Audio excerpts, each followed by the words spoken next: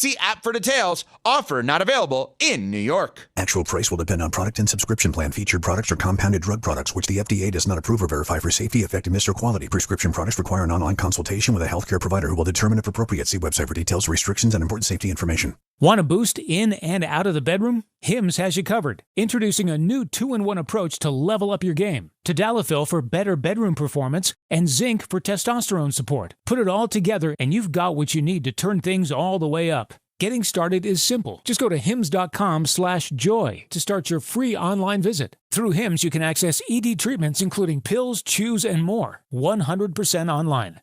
No office visits, no pharmacy lines. Just fill out a simple intake form and a licensed medical provider will determine if treatment's right for you. If prescribed, it ships free and discreetly to your door. Find affordable treatment options at up to 95% less than brand names at hims.com/joy. That's hims.com/joy, HIMS.com/JOY. Hey, this is Mika Zibanejad. Hey, this is Adam Fox. Catch every Rangers game right here on 880 ESPN. WHSQ and WCBS-FM HD2, New York.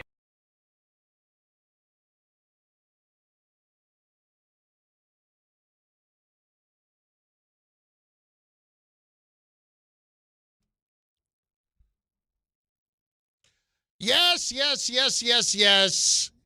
It is a Tuesday. It is Bart and Carlin. It is ESPN New York. It is the ESPN New York app. It is the YouTube ESPN New York page. I am Chris Carlin. He is Bartolomeo Anderson Scott. Hello, sir. What up? Chilling, man. You know. It's a lot up today, huh? There is. You're at Jets today. How's everything? How's morale? Yeah. Morale's fine. You know what I mean? We all saw the press conference yesterday. We're all kind of waiting to see like who's going to be the starter. I guess that's the big call. I mean, both teams are in crisis. Giants and Jets. Seems like the Giants have taken the national stage where people are paying attention about questions about Dayball. So here's who shall start. Yeah. Is it Tyrod or is it Justin Fields? And I know Aaron Glenn put a little teaser out there, but, no definitive answer. And I don't see nobody in these streets, in these hallways right now, so I can't even give you nothing from my standpoint either.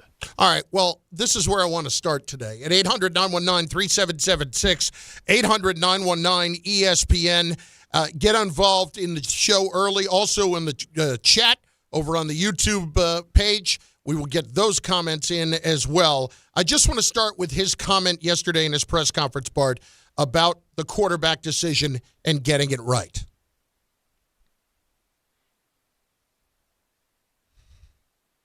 You need to look at, there's a lot of thought that goes into that. For me personally, and then being able to get with the staff, and then just being able to ask other coaches that have been in the situation, how would they handle that? So I want to make sure that I make the right decision. And I don't want to make rash decisions either. I just want to make sure when the decision is made, it'll be the right one. So let me hear that one more time, because I didn't love it, but let me hear it again, okay? So I want to make sure I have it right. Well, that's something that, I want to continue to look at. There's a lot of thought that goes into that. For me personally, and then being able to get with the staff, and then just being able to ask other coaches that have been in the situation, how would they handle that? So I want to make sure that I make the right decision. And I don't want to make rash decisions either. I just want to make sure when the decision is made, it'll be the right one. What decision is there to make anymore, honestly? What are we talking about here? It's tough. I mean, it is a decision. I think Tyrod could have helped himself a little better if he would have been able to come out and not have the 2 turnovers. The offense did look better, but the result was still the same. It's one of those things, like, how much rope are you going to give this guy? And, we're coming up to the time where it's time to reassess and figure out what's the future is of this team, right? And that's usually going to take place during the bye week. So I don't know, where he is, if he wants to wait till the bye week before he makes that decision or what's going on from that standpoint. But calling other people, that's great to take somebody else's advice, but they're not going to take that L.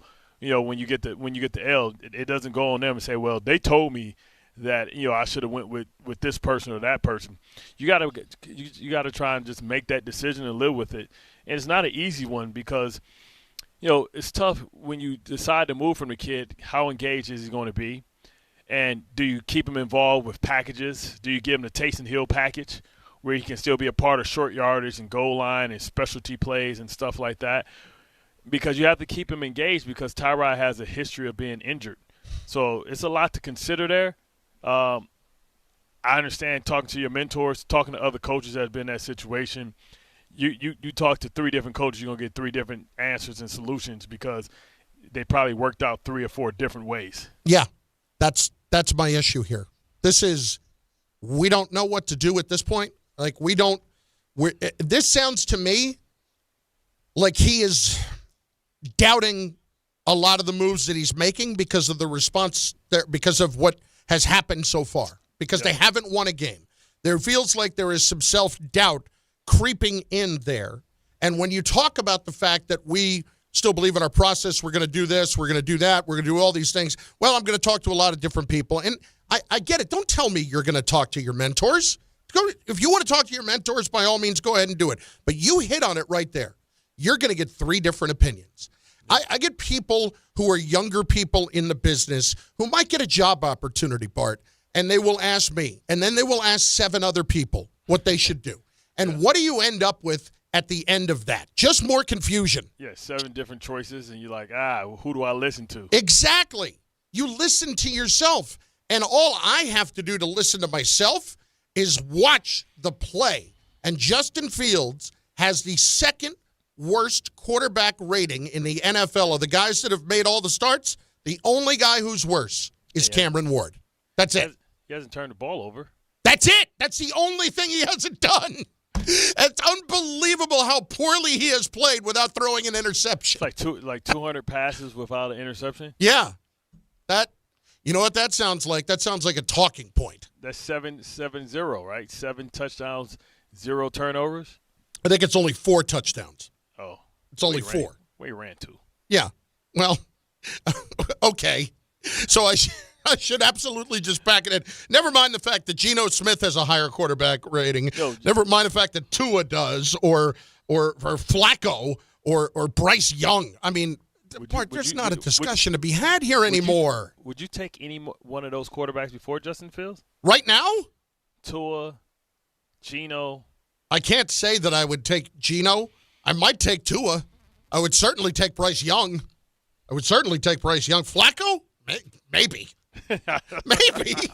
Flacco got fired this year. I know. He got fired 2 weeks ago. And then he went over and beat the Steelers the other night. Only in America, right? It is amazing. And listen, I get it. It's easy to be sitting here. The view is always best from the cheap seats on this. I understand that. But I also understand that when you are Aaron Glenn and you have put forward this bravado and belief, and you're going into everything that you're doing and showing everybody, hey, this is what we're going to do. I'm the guy to get this fixed. Don't worry.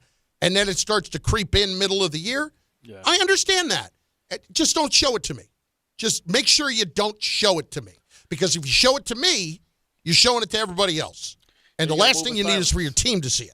You got to move in silence. And, that's the thing. What they talked about in the offseason. Yeah, and that's why you make the decisions that you make. And I think it should be Tyrod Taylor because you don't want to we always go back to the Jason McCourty's interview where we talk about the first week and about how important it is when things go bad, how the team starts looking at the leadership. And, you don't want them to think that the leadership isn't doing what's best for the team. They're just trying to make sure that they're right. And, maybe – listen, I wouldn't go crazy if they decide to say, you know what, we're going to go with Justin Fields for this one game. Mm-hmm. I wouldn't go crazy, but I would expect if that didn't go well, like extremely well, especially against another weak defense, a defense that's not good, especially if that happens, then during the whole break, it would be all about what do we do for Tyrod and how do we help Tyrod play and finish this season out for us. Yeah, listen, I would understand that too, and I'm with you. I actually wouldn't go nuts. Like, hey, that's your last chance, bro. But here's the thing I would say about it, Bart. This coach needs some wins. This coach needs to win some games. And because he does not need the narrative to continue to pick up as we go along. And if you don't win this week, you're going 2 more weeks without playing. Yeah. That's what scares me. That's what I talked about this morning. Yeah, like you do not want to lose this game and be sitting on 0-8 for 2 full weeks, or 0 whatever it is, 0-7 or 0-8. I can't even keep track anymore. 0-8. Off in Cabo, everybody looking at you like, "Oh, do you play football?" Like, yeah. Who you play for? The Jets. I'm like, oh. Like, you don't want that feeling. You want I play in Canada. You got to get that first dub. Yeah, I play for the Saskatchewan Rough Riders. Because listen, man, that's embarrassing. Like, listen, the more and more you lose, it is tough to walk around to the grocery store. It's tough to get in the pickup line because you know they thinking. You know what they thinking, whether they say it or not. And then going out to a different country, everybody know you're a football player. Everybody knows we all go to the same place. If you're a Jet, you're probably going to go to the Bahamas or Turks and Caicos or something like that. If you're like in Texas, you're going to go to Cabo or something. They know you. Yeah. There's no hiding. And it's nothing worse than trying to get – like, nobody's going to be nice to you when you're sitting at the swim-up pool trying to drink a pina colada. Hey, man, get to the back of the bus, chump. Like, hold up, man. You're a security guard at Home Depot. Yeah, man. And I still could play better than you. Like, man, you be trying to get in a fight out there, man. It's tough. It's tough going on vacation. Everybody know because you got certain type of muscles that people know that, those are professional athlete muscles. I don't know what he actually does. But them professional who you say that is? Google. Oh, this dude threw 5. This dude got the lowest QBR rate in the league right now. Nah, leave him alone. We don't need to ask for a picture. We don't need an autograph. Like, hey, do you play football? Yeah, who do you play for? The Jets? Yeah, never mind. Have a good day, sir. Mother. More than anything, though, if you're the coach, you don't want this team sitting on that for 2 more weeks. That's a lot to sit on because that means when you get back, sense of urgency. Yeah. You just need a little bit of you need to breathe. And you don't necessarily get that when you go and you lose this game. This is why, listen, if you want to give Justin Fields another chance, all right, I understand it. But this is the thing. You already benched him for the half again, so if he struggles in the first half, what do? You're going to bench him again. That's right. What's going to happen, and then he's going to be done. So what's his confidence like anyway, knowing that he has a quick hook? Well, my point is the fact that I can't sit on this for 2 weeks is why I would play Taylor now. And listen, I'm not going to make Tyrod out to be a world beater, okay? This is not where the backup quarterback is the most popular guy on the planet. You're right. I cannot because of Tyrod's injury history, I cannot afford to lose Fields. But, Bart, I have this question that has been bothering me for the last day or so, and I'm hoping you can answer it for me. We're at this point with Fields where he has been just this bad. How is it that Pittsburgh last season, with a worse offensive line, went 4-2 with Fields? And it didn't have – it's not like he turned – he just absolutely lit it up. Like, I would argue that Pittsburgh roster last season is about on the same par with the Jets roster this season, and the Jets are stronger at some specific positions. They have a better offensive line, at least they should, and they also, they should, and then they also, TJ Watt was hurt a lot last year. I just be careful here. They've got dominant players, but the Jets have a few dominant players, too, on defense. Yeah, the Jets, but the Jets, when they, last year the Steelers weren't going through a new coach. They weren't going through a new system. So, really, that allowed the defense to play at a decent level early on. Joey Porter Jr. was hurt a lot last year, too. But the fact that the Jets just seemingly figured out their communication issues didn't lend well. Because if they play better against Pittsburgh, don't give up 30 points. Remember, they were giving up 30 points a clip, the Jets' defense. So that didn't buy him any room for error. So now 13 points, you would think that Tyrod can be able to score or get you close to more than 13 points, even if it's 5 field goals, 4 field goals, or 2 field goals, 3 field goals and 1 score. You know what I mean? So I think you are right. He was on a team that was equally as good, but it was less communication. Stuff was already in place. Yeah. Like where he was the only one learning something new. Mm-hmm. Washington, the tight ends, Fairmouth, they're in the same system. So they're able to carry him and make some of the adjustments for him. Here, they're all learning on the job at the same time. That's a little bit more difficult. Well, I mean, listen, Arthur Smith was new back there last year, but it's not like they were changing the system dramatically. But that's what I'm saying. So the players knew the verbiage, stuff like that. Everybody's trying to figure stuff out. I mean, remember last year when we were trying to figure out the red line with Aaron Rodgers? Nobody ever found the red line. No. And I want to say that pick he threw the other day, Pittsburgh don't know what a red line is either. I'm starting to think this red line is like the yellow brick road. It's not a real thing. The red line is something that he saw on an ayahuasca trip. That's what it was. Yeah. That's what he did. He red lined with the ayahuasca. Ayahuasca. Yeah. I mean, I'm frustrated by that fact that they brought him here based on what happened in Pittsburgh last season. Yeah. And he has been nowhere near that same player other than he doesn't throw an interception because he's scared to take chances. Yeah. And so all of those no risky, things. No bisky. Yeah. And I guess this is you might look at this as a little bit unfair, but it does feel like every quarterback tends to come here and play worse. Mm-hmm. Like that. And so then I start looking toward the leadership of what's going on. And the red flags are just starting to surface for me a little bit for Aaron Glenn. And those comments today, it bothered me. It bothered me. You want to talk to people, solicit opinions, okay, that's your business. I would not be putting your business out there like that. And when we're talking about moving in silence all offseason, and now you are in a position where you have to be the guy who is telling everybody to just relax, and by Monday afternoon, you're still talking about, I got to be very careful with this decision. Why do we have to be very careful? We have seen what Fields is, and that is not good with the Jets, and you need to win games. Like, I don't know if he's getting fired, Bart. He may not. They're paying him a ton. Yeah, They're paying him a ton. I mean, at what point do you say maybe we shouldn't win? Yeah. Well, we're not far from that right now. We're not far from that. So maybe you continue to run Fields out there for that reason. Right now, it doesn't seem like it matters. I don't want to be this guy. I really don't. But when I look up and I see this as kind of the argument that we're consistently having regarding what was just supposed to be so much better of a year. Because I do have people like now, and I don't know if you have people who are saying the same thing. Johnny Pickens is with us in our pre-show meeting today. Yeah. And he said, well, what did you guys really expect from the Jets this year? Not this.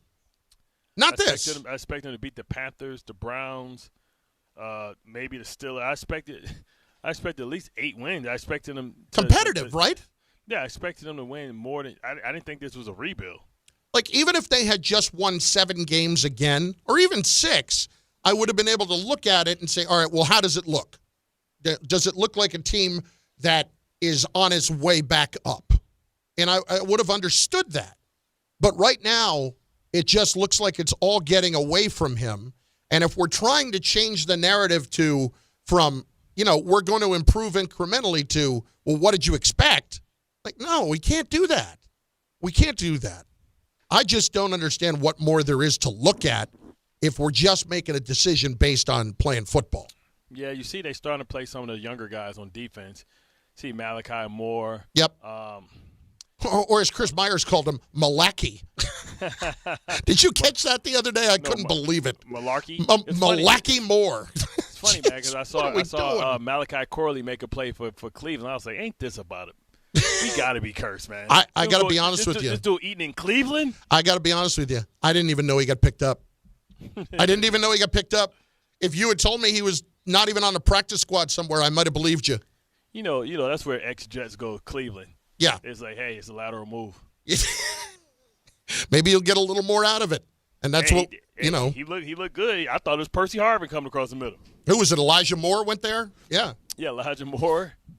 Listen, I'm just I'm kind of at a loss. I'm kind of at a loss for it all when we're at this point where we can't even figure out what to do at the position that just seems to me to be the most obvious. When we did see it didn't. I'm completely with you. I think you said this. I know that Damian said this yesterday. Like, I could deal with those interceptions from Tyrod Taylor. I could deal with it because he's trying to make some kind of a play downfield, and at the very least, he looks better trying to do it. That's all. I can deal with that. You talk about timing, rhythm, savvy. That's all. That's what you need, being able to get in and out of breaks. It's like the nuance stuff. It's basically you need a professional quarterback, and Tyrod's a professional quarterback. And if this defense is going to be able to hold people down to 13 points, you can be in a lot of ball games that way. The same way how the Broncos are in every game because they play it tight to the vest. They don't give up any big plays, and they don't have any, like, me-first guys, so to speak. 800-919-3776. Also get your comments in over on the YouTube page. Go watch the show over on YouTube. We are there, but let's start hitting the phones today at 800-919-3776. And at this point, I just want to know what you are expecting for the rest of the season. Are you expecting that they're going to continue to just play Fields and tank it out? Are you wanting them to do that? Are you wanting them to just get a serviceable guy in there like Tyrod Taylor and try to actually win some games at some point? Or is the horse out of the barn at this point? Moose in Jamaica is going to start us off today, Bart, on ESPN New York. Moose! Carlin, Bart, good morning. How are we? How's everybody? Good morning. Good morning. Yes. So I've been a proponent on your show ever since the debacle that is the Jets because, yes, I was like everybody else thinking they had some good young pieces, some decent veteran talent, and they could possibly win 7 to 9 games if they don't absolutely poop the bed. But to reference something that Don said on DHR when they didn't bring back Rodgers and obviously didn't bring back key free agents in the secondary, the defensive line, and certain other pieces, maybe they're just not trying to win too much because it's a new regime and their first year, and they didn't necessarily sign any major free agents that moved the needle talent-wise. So maybe they weren't trying to win too much this year because they're trying to just, scrape the bottom, build a new foundation with a new head coach, with a new idea of a culture, and the GM to back that up. That being said, they should probably ride Justin Fields to the first overall pick, or maybe bring in Tyrod to see if they can develop the talented tight end they drafted in the second round, get him a decent rookie year, some foundation in the league. But at the same time, maybe they're not necessarily trying to even show any progress because they're in cap hell. So what you're telling me, Moose, what you're telling me here is that they were moving in silence, and what that actually meant was doing nothing. That's what moving in silence was. Just silence, not actually moving. They were not trying to tank. In no way were the Jets trying to tank this season. Not at all. Not remote. You don't say we the New York Jets and talking about, let's lose them all. You know what I'm saying? You don't go do that. If that's the case, you're trying to lose them all, you go get Ty Warren and say, you know what, we just going to get stars and we're going to build because we'll figure out what we're going to do later. We're sitting at 0-7. I want you to just think about this for the next 2 to 3 minutes, okay? Separate from our conversation. At 0-7, yep. Are we just at the point of riding this out and doing the best you can when it comes to a draft pick? Think about it. Don't answer right now. Are we completely changing what what the plan is for the year. 800-919-3776, 800-919-ESPN. It is Bart and Carlin. Don't forget to celebrate the return of Knicks basketball with Don, Hahn, and Rosenberg, live from Stout, across from Madison Square Garden tomorrow before the Knicks home opener against the Cavaliers. We're going to get into the Knicks here soon as well. The guys are going to be broadcasting starting at 3 o'clock with special guest appearances by Monica McNutt and Pat O'Keefe. Brought to you by Sun Cruiser Vodka Iced Tea.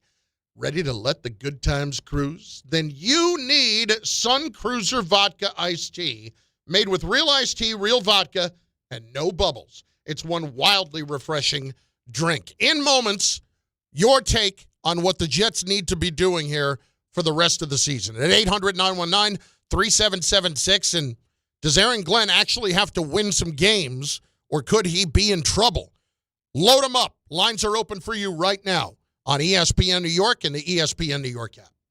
Is college even worth it these days? At Empire State University, it actually is. They are SUNY's leading online university. Flexible, affordable, and built for real life. With more than 120 degree programs, you can study what matters most to you. And students agree. They're ranked #1 in student satisfaction among SUNY schools. Whether you are finishing what you started or starting fresh, your goals are within reach. See for yourself. Visit SUNYEmpire.edu before the next term begins. Big delays in the Bronx, but it looks like we're getting better on the Cross Bronx east and westbound by White Plains Road. Earlier accident just cleared a few moments ago, but traffic is still very heavy off the GW Bridge and westbound off the interchange in toward White Plains Road. We've also got delays at Hempstead Turnpike eastbound side. Down utility pole from an earlier crash. That's at East Meadow. Right lane is closed. And we've got an accident in Queens, Woodhaven Boulevard at the intersection of Union Turnpike. Busy morning in New Jersey. Route 19 is closed with a crash investigation. That's northbound 19 up by Route 80 coming out of Clifton into Patterson. If you're trying to get to Route 80 from the Parkway, stay with the Parkway up toward the Bergen Tolls. And I-78 full closures east and westbound by exit 15 at Clinton. That's all because of a westbound tractor-trailer accident. I'm Bob Williams on 880 ESPN New York. Ballybet Sportsbook. Yo, Ballybet stacked for football season. When it comes to sportsbook apps, it's undefeated. Ballybet. Check out that brand new parlay zone. Here's the kickoff. Build your bets and place them right on your phone. What? Live bets, daily boosts, and promos. Increase your odds so you can win more dough. Touchdown! Ballybet's the play. Make game day more fun and download it today. Must be 21 plus, New York only. Gambling problem? Call 1-877-8-HOPE-NY. Ballybet Sportsbook and Casino. Download it. Make cancer screening a part of your annual healthcare routine. New York Presbyterian offers a full range of cancer screenings, including lung, cervical, prostate, colorectal, breast, and more. Regular cancer screenings could save your life by detecting cancer at its earliest, most treatable stages. Screenings are available across New York City and Westchester.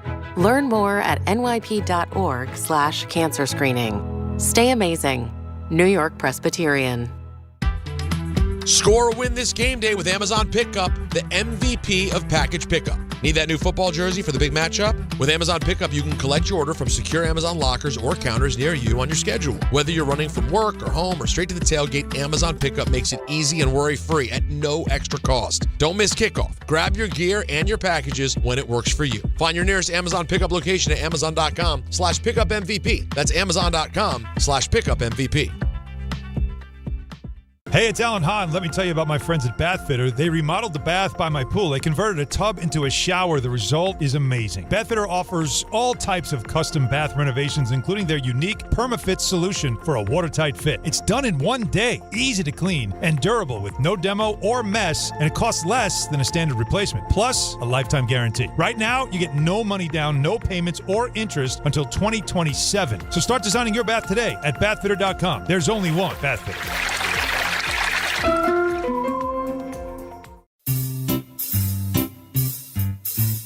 1-877 Cards for Kids. KARS Cards for Kids. 1-877 Cards for Kids. Donate your card today. 1-877 Cars for Kids. KARS Cars for Kids. 1-877 Cars for Kids.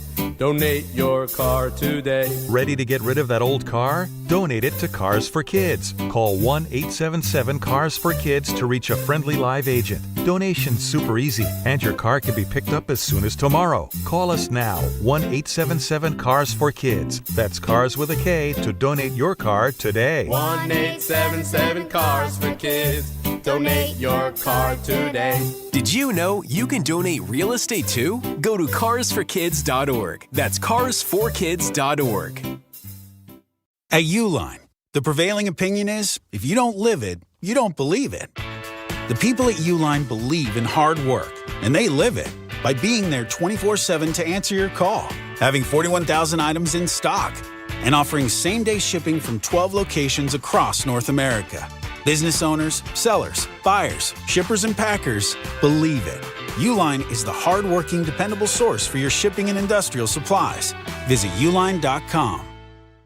Progressive knows not all rides are smooth. Meet Claire. She loves her motorcycle, and she's learned to love the insects she encounters on her rides. She may not know the difference between a gnat and a mosquito at 55 miles per hour, but she does know one thing. It's always gross when one flies into her mouth.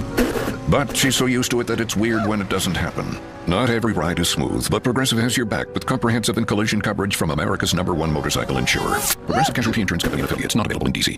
Your fantasy roster is set. The smack talk is heating up, and this season, ESPN Bet is giving you more ways to ride with your squad. Introducing the ESPN Bet Fan Center, where you can instantly link and bet on your fantasy teams right in the ESPN Bet app. An enhanced sports betting experience only from ESPN Bet, the sports book for sports fans. Make the connection today with ESPN Bet Fan Center and the ESPN Fantasy app. ESPN Bet Sportsbook. Download the app today. Must be 21 plus. Gambling problem? Call 1-800-GAMBLER. Terms and conditions apply. See app for details.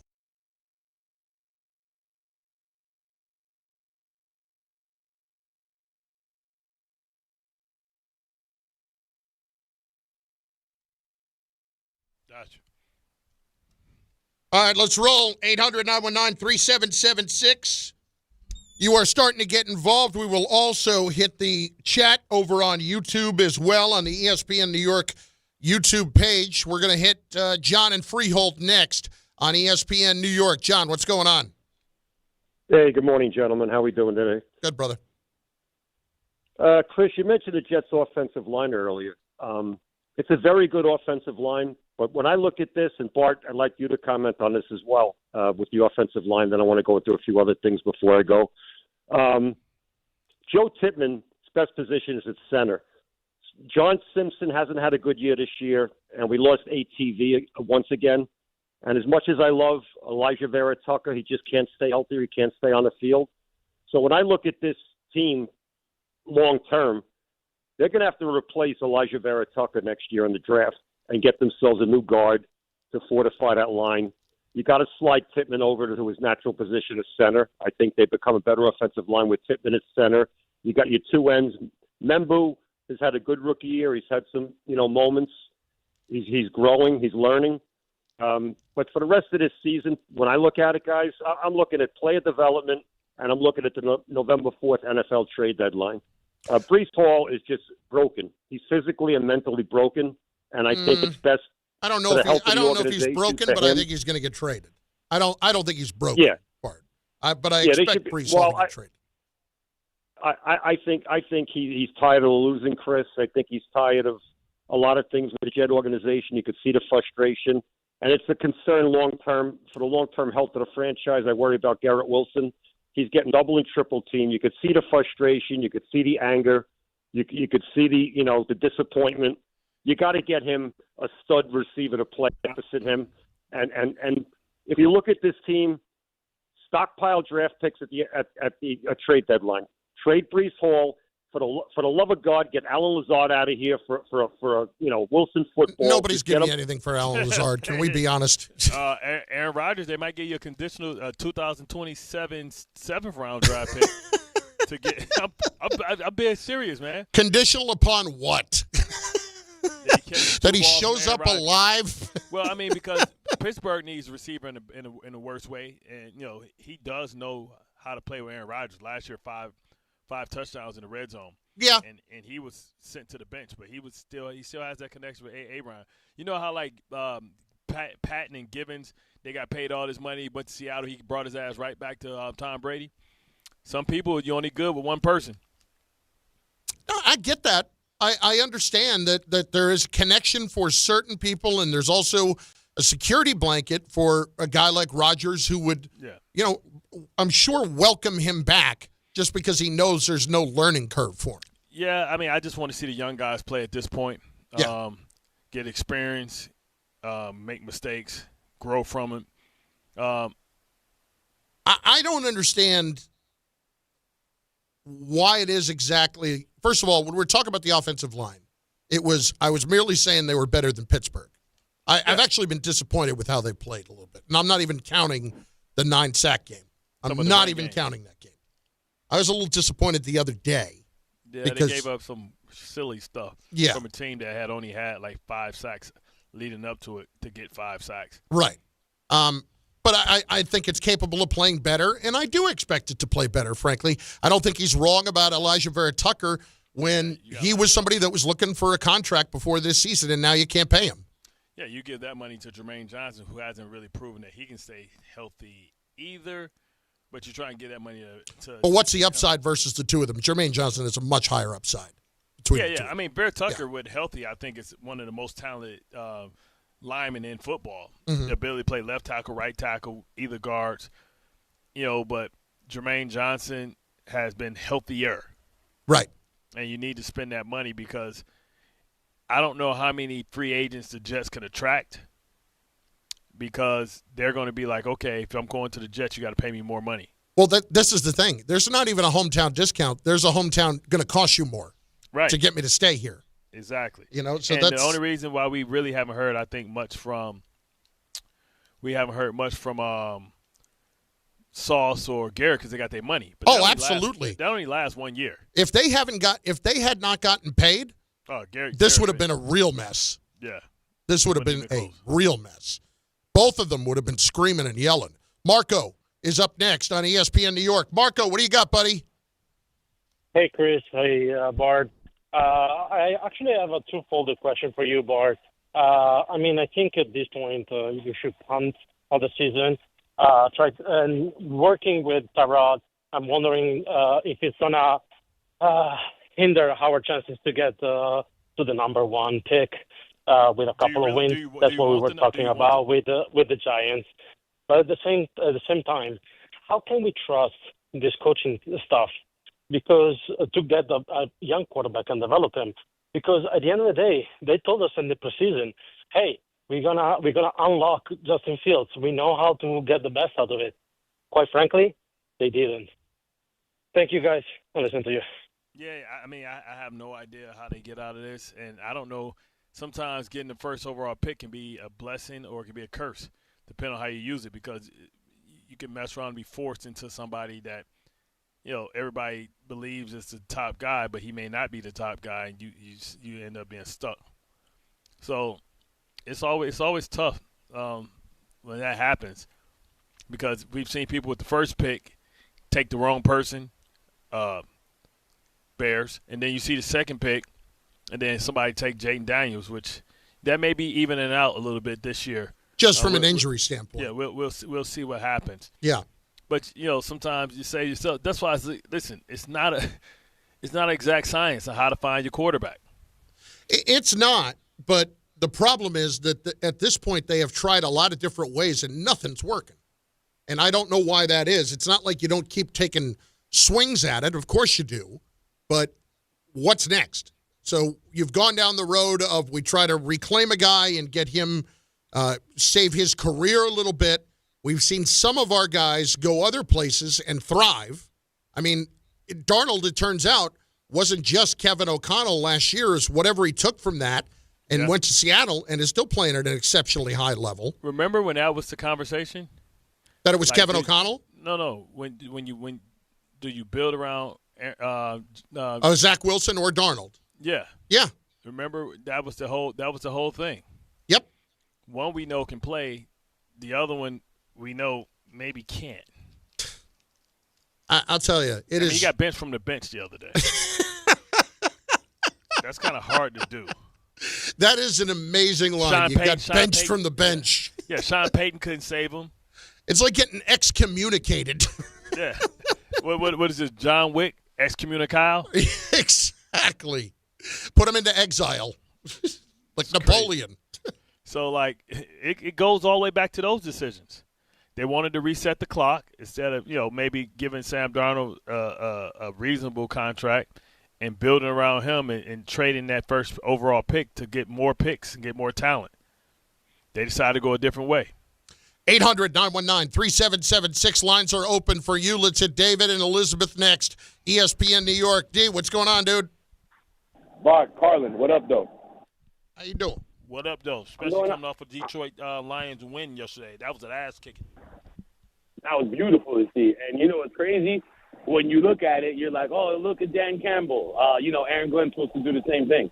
But look, I got 3 points, fellas. I'm going to get straight into it all at once, so that way you guys can let me go the right way, pause. So let's jump straight into it. So the caller D from Queens, right, yesterday on your show, NDPH on Rothenberg was saying that Tanner Engstrand is not a good OC. And I believe he is. What I can agree with D is look, Engstrand is not calling plays that are scripted for the quarterbacks that we have. Yeah, he's calling plays like if our quarterback is Jared Goff. But if you look at the plays, they're pretty decent. Our quarterbacks just can't execute them. Like the trick play. If the center didn't snap the ball bad, Brees would have handed it off a lot quicker, and that touchdown would have went down instead of it being broken up. Now, the next thing I wanted to get to was as far as Tyrod Taylor. He's going to play a better game this Sunday against Cincinnati. I don't know if we're going to win. Most likely we'll catch that gorgeous L we always get. But he's going to play a better game, more polished, and he just needed more reps. You just threw him in the middle of the game. That's like us hanging out, talking stuff, and then they'd be like, yo, Bart, hop in. Like, you got to jump up and perform. Everybody's not going to perform to their best if you're not scheming up for it or not preparing for it the right way, even though we're all supposed to prepare for our job. Last point is this with Glenn. The seat's going to get even hotter for you because you keep making beef and enemies with the media. Stop it, bro. Like, I seen he did something decent. Either it was this morning or yesterday. He was talking to Rich Samini, and he actually gave Rich the respect he deserved. So I appreciate that from him. But as long as you come respectful, the writers are at least be like, yeah, Aaron Glenn is off to a rough start, but he could turn it around. You know how writers are. They'll give you that room. But when you're making beef and enemies with them, you're not going to get no runway. They're going to heat you up. And then, everybody starts talking, and you know how it is. Everybody starts pointing. Now you got to go. And last but not least, real quick, Carlin, I'll trade Lazard for 2 aches right now, edible, Corona, a 6-pack. Lazard ain't worth too much, so we could trade him for regular stuff. You feel me? I think, to sit and think that you're going to get a Corona out of it. I mean, come on. I think we're talking more, a little more lowbrow, maybe an old Milwaukee. Huh? How about that? Yeah, I'm about to talk about a Dick's gym bag. The old Dick's got Dick's on his stuff. The green bag. Yeah. That your boy pull up and it's full of East Bay gym shoes and wristbands. got the team Air Force One Rasheed Wallace shoes in there. Hit me with a little Samwell. Yeah, man. Listen up, New York. It's football season, and you should be out here enjoying every play, every tailgate, every moment. But if you're dealing with neck pain, back pain, joint pain, sciatica, even getting off the couch can feel like a challenge. That's where Dr. Jay Shaw at Sandwell Pain comes in. He's one of Jersey's top pain specialists, Ivy League trained, double board certified, and dedicated to getting you back in the game. Here's the difference. No surgery, no scars, no long recovery, no pain medication, just precise, non-surgical image-guided treatments that get real results. Dr. Shaw treats everything from neck pain to back pain to migraines, nerve pain, and chronic joint pain. And he'll build a custom game plan that is right for you. Same day or next day appointments are available with offices in Woodbridge, Livingston, and Inglewood. And most insurances are accepted. So don't let pain slow you down and keep you on the sidelines this season. Go to SandwellPain.com to text, call, or book online. Relief is closer than you think, and it starts today. I'll tell you, the chat is active today, to say the least. Okay. We'll get to some of those here. You can check it out over on the ESPN New York YouTube page. You can watch the show there as well. It's Bart and Carlin on ESPN New York, 800-919-3776. Lines are open for you right now on the Jets, on Aaron Glenn and his indecision when it comes to the quarterback. Did you know women account for 2/3 of all Americans living with Alzheimer's and 2/3 of all Alzheimer's family caregivers? Join the Alzheimer's Foundation of America at its Women Empowerment Forum on November 5th in Amityville to learn practical ways women can reduce their risk for Alzheimer's and enhance quality of life for themselves and their loved ones living with Alzheimer's. For more information or to register, visit alzfdn.org or call 866-232-8484. At City Harvest, we believe no New Yorker has to go hungry. With your help, we're on the road 365 days a year, rescuing over 77 million pounds of nutritious food and delivering it free to millions of New Yorkers, transforming surplus food into sustenance, sustainability, and smiles, rallying thousands of New Yorkers to power a network of nourishment across our city. One day, one meal, and one New Yorker at a time. That's how we feed good. Donate at cityharvest.org. Just printed from the Erie Canal Press, the most coveted ticket, New York Lottery's $1 million raffle, hath arrived. 15 fortunate souls shall come into the fortune of a millionaire. Translation, the $1 million raffle is here, and 15 winners are going to become millionaires. The New York Lottery commemorates 200 years of the Erie Canal with your best odds of winning $1 million.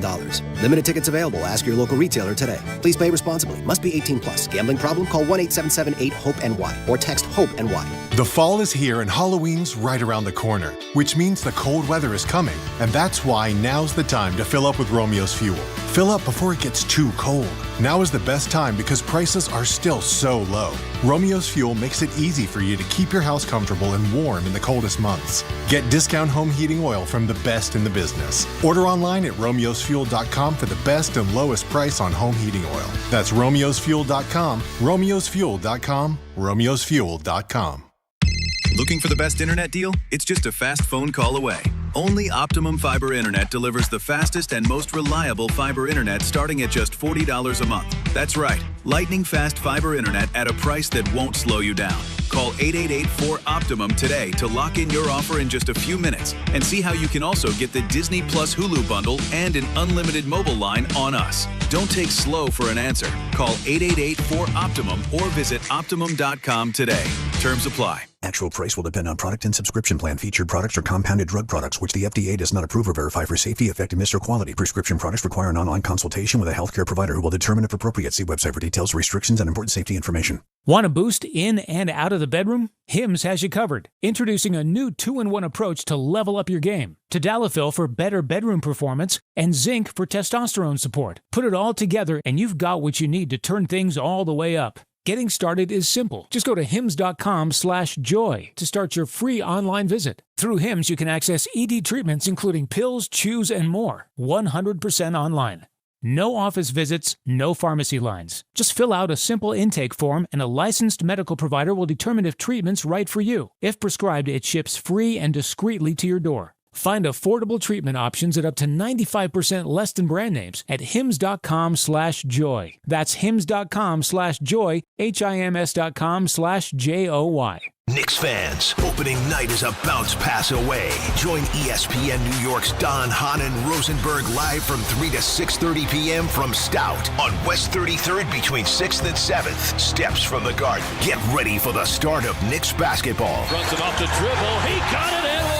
Special guests include Monica McNutt, Pat O'Keefe, and more. We'll see you at Stout on West 33rd. Don, Hahn, and Rosenberg live from the Knicks home opener. Don't just listen, don't just watch. Be there. It's all brought to you by Sun Cruiser Vodka Iced Tea.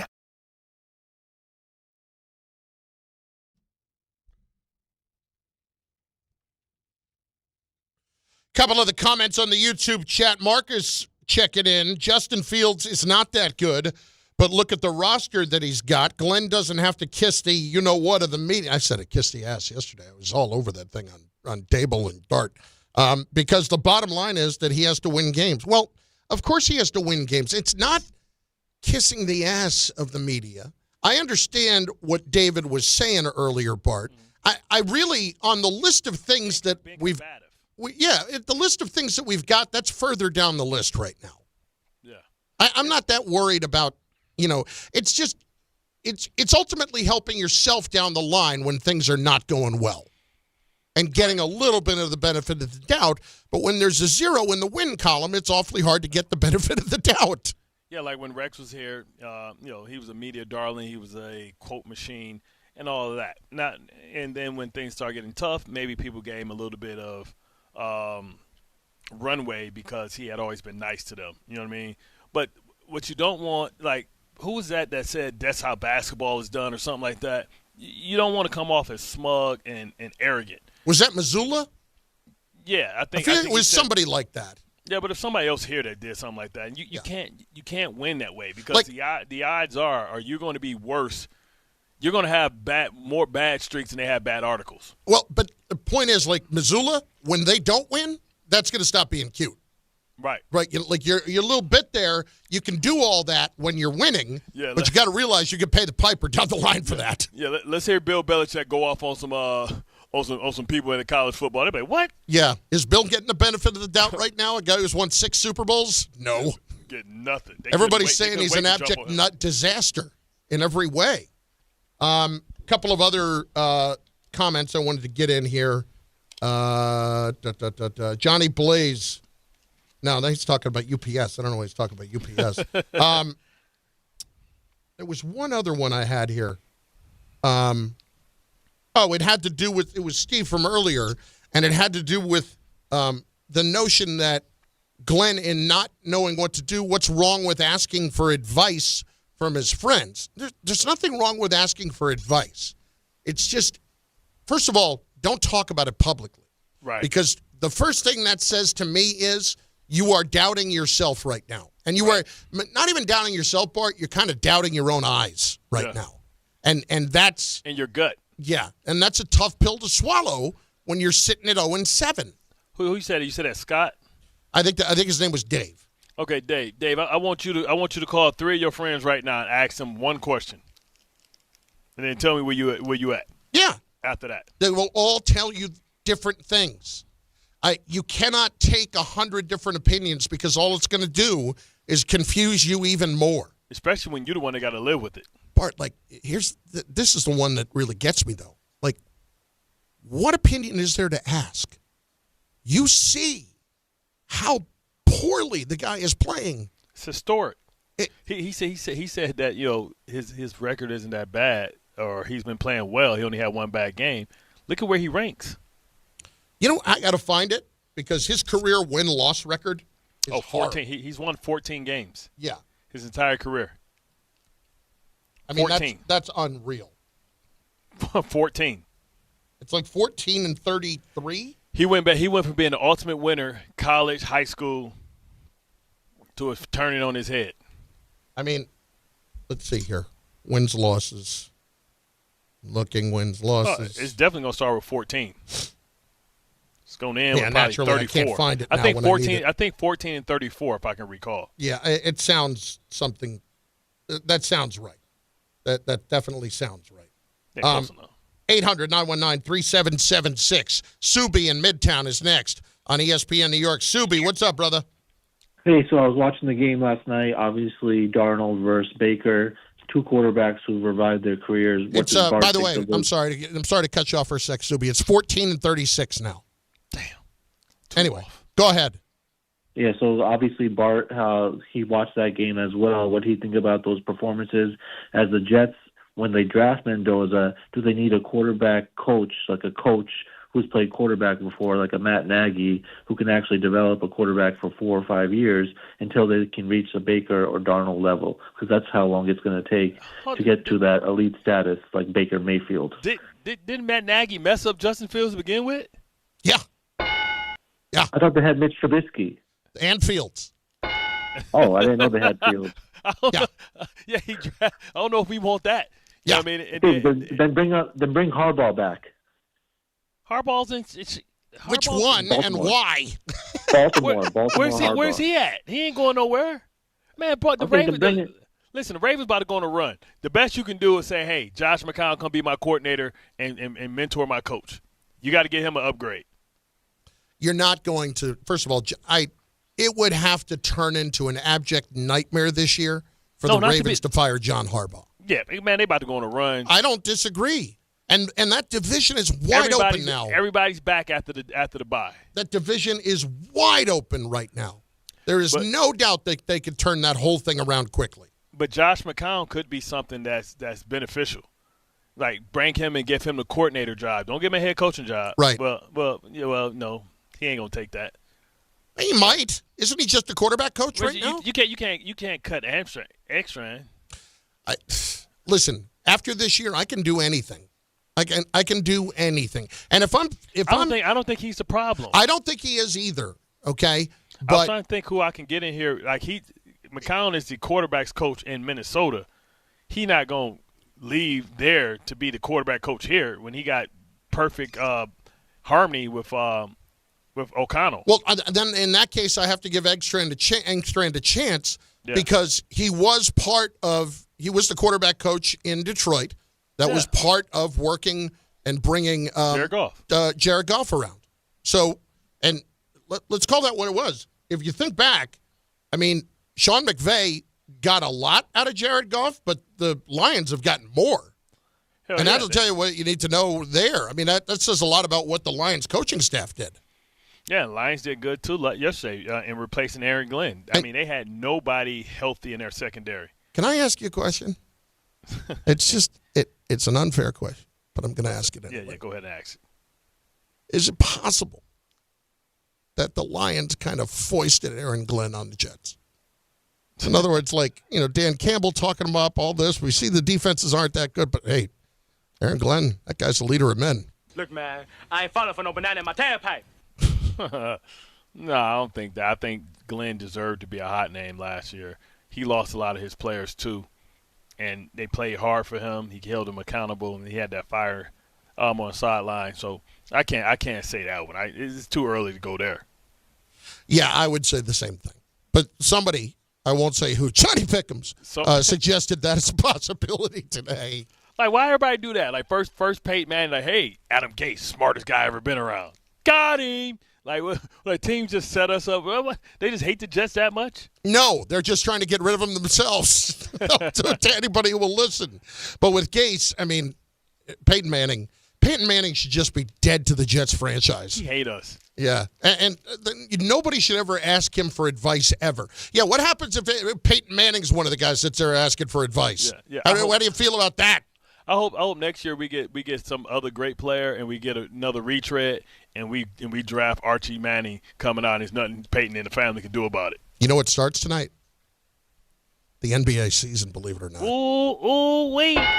We got to talk Knicks. We'll do that next. Bart and Carlin, ESPN New York. We are moving now.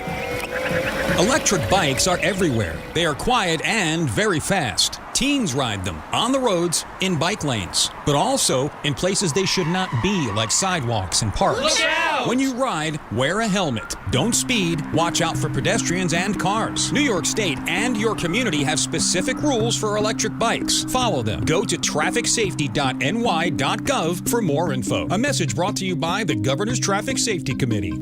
There are a lot of reasons why people buy at Ramsey Mazda. It's their selection, it's their customer service, and it's their savings. Get 1.9% financing on a new Mazda 2025 CX-50 or lease for $219 for 36 months. Start shopping now at RamseyMazda.com. Choose wisely. Choose Ramsey Mazda. Call 833-853-2970 for lease details. VIN SN390557. MSRP $32,455. Zero security deposit. APR $17.48 per $1,000 financed. Ends 10/31/25.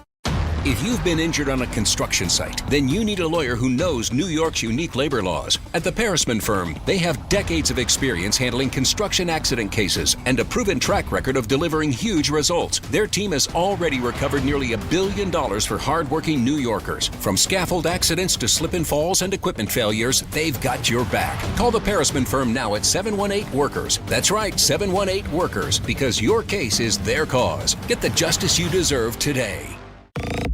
Dave Rothenberg here to tell you about my friends at Bath Fitter. Now, they converted my kids' bathtub to a shower and did an incredible, really an unbelievable job. They offer all types of custom bath renovations, including their unique PermaFit solution for a watertight fit done in just one day. Durable and easy to clean with no demo or mess and lower cost than a standard replacement. And a lifetime guarantee. Right now, no money down, no payments, no interest until 2027. So start designing your bath today like we did at bathfitter.com. There's only one bath fitter.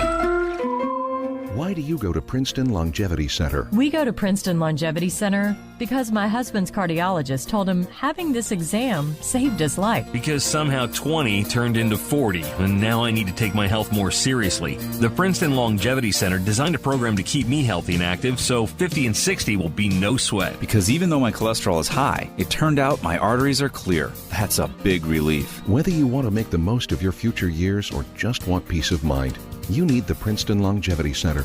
Their comprehensive preventive exam combines the latest technology with caring experts to create your personal plan for staying well. Because I shouldn't have to wait an hour for a 10-minute physical. I go to Princeton Longevity Center because I get everything done in one day and take my results home with me. Find out why you need Princeton Longevity.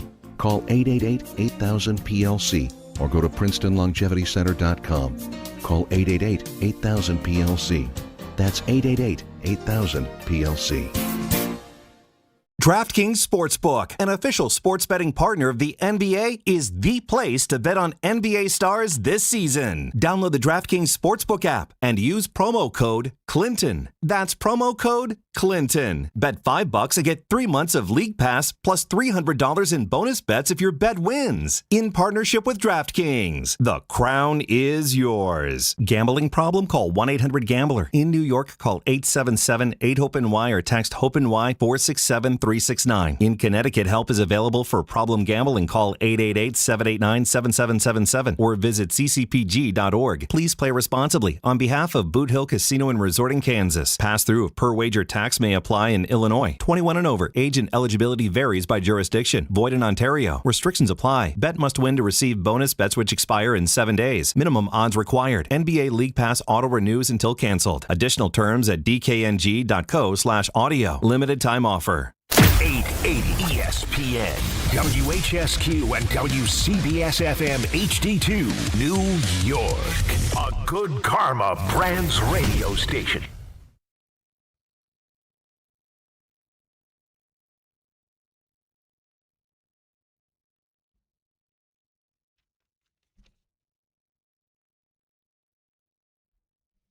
That's right. It is Tuesday. It is 11 a.m. It is Bart and Carlin on ESPN New York and on the ESPN New York YouTube page. If you're not there, go there, share your comments. We will get them involved in the show.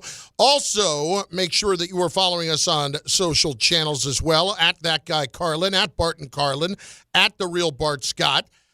In just a bit, we will get to the start of the Knicks season, but as he does each Tuesday at 11 a.m., it is the great Harry Douglas who joins us right now, ESPN NFL analyst, and, of course, Freddie and Harry, weekdays 3 to 7 on ESPN Radio. Freddie. Doogie. What am I doing? What am I doing? What am I doing? Harry. I'm sorry, Carlin. It made me laugh so hard. I'm so sorry. Freddie! Hey, listen. Two weeks in a row, man, Harry had his own jersey on, but this time it's because his Cardinals took care of business. Yeah. I gotta. You know what? I'll give you your props there to begin with. That was a hell of a win for Louisville over Miami on Friday night. Yeah, man, I thought they did a great job. We had Jeff Brom on Freddie and Harry yesterday and basically talked about, he wanted to give that aggressive defense of Miami something to think about. That's why on that first drive, you've seen 3 quarterbacks into the game and 3 quarterbacks actually playing.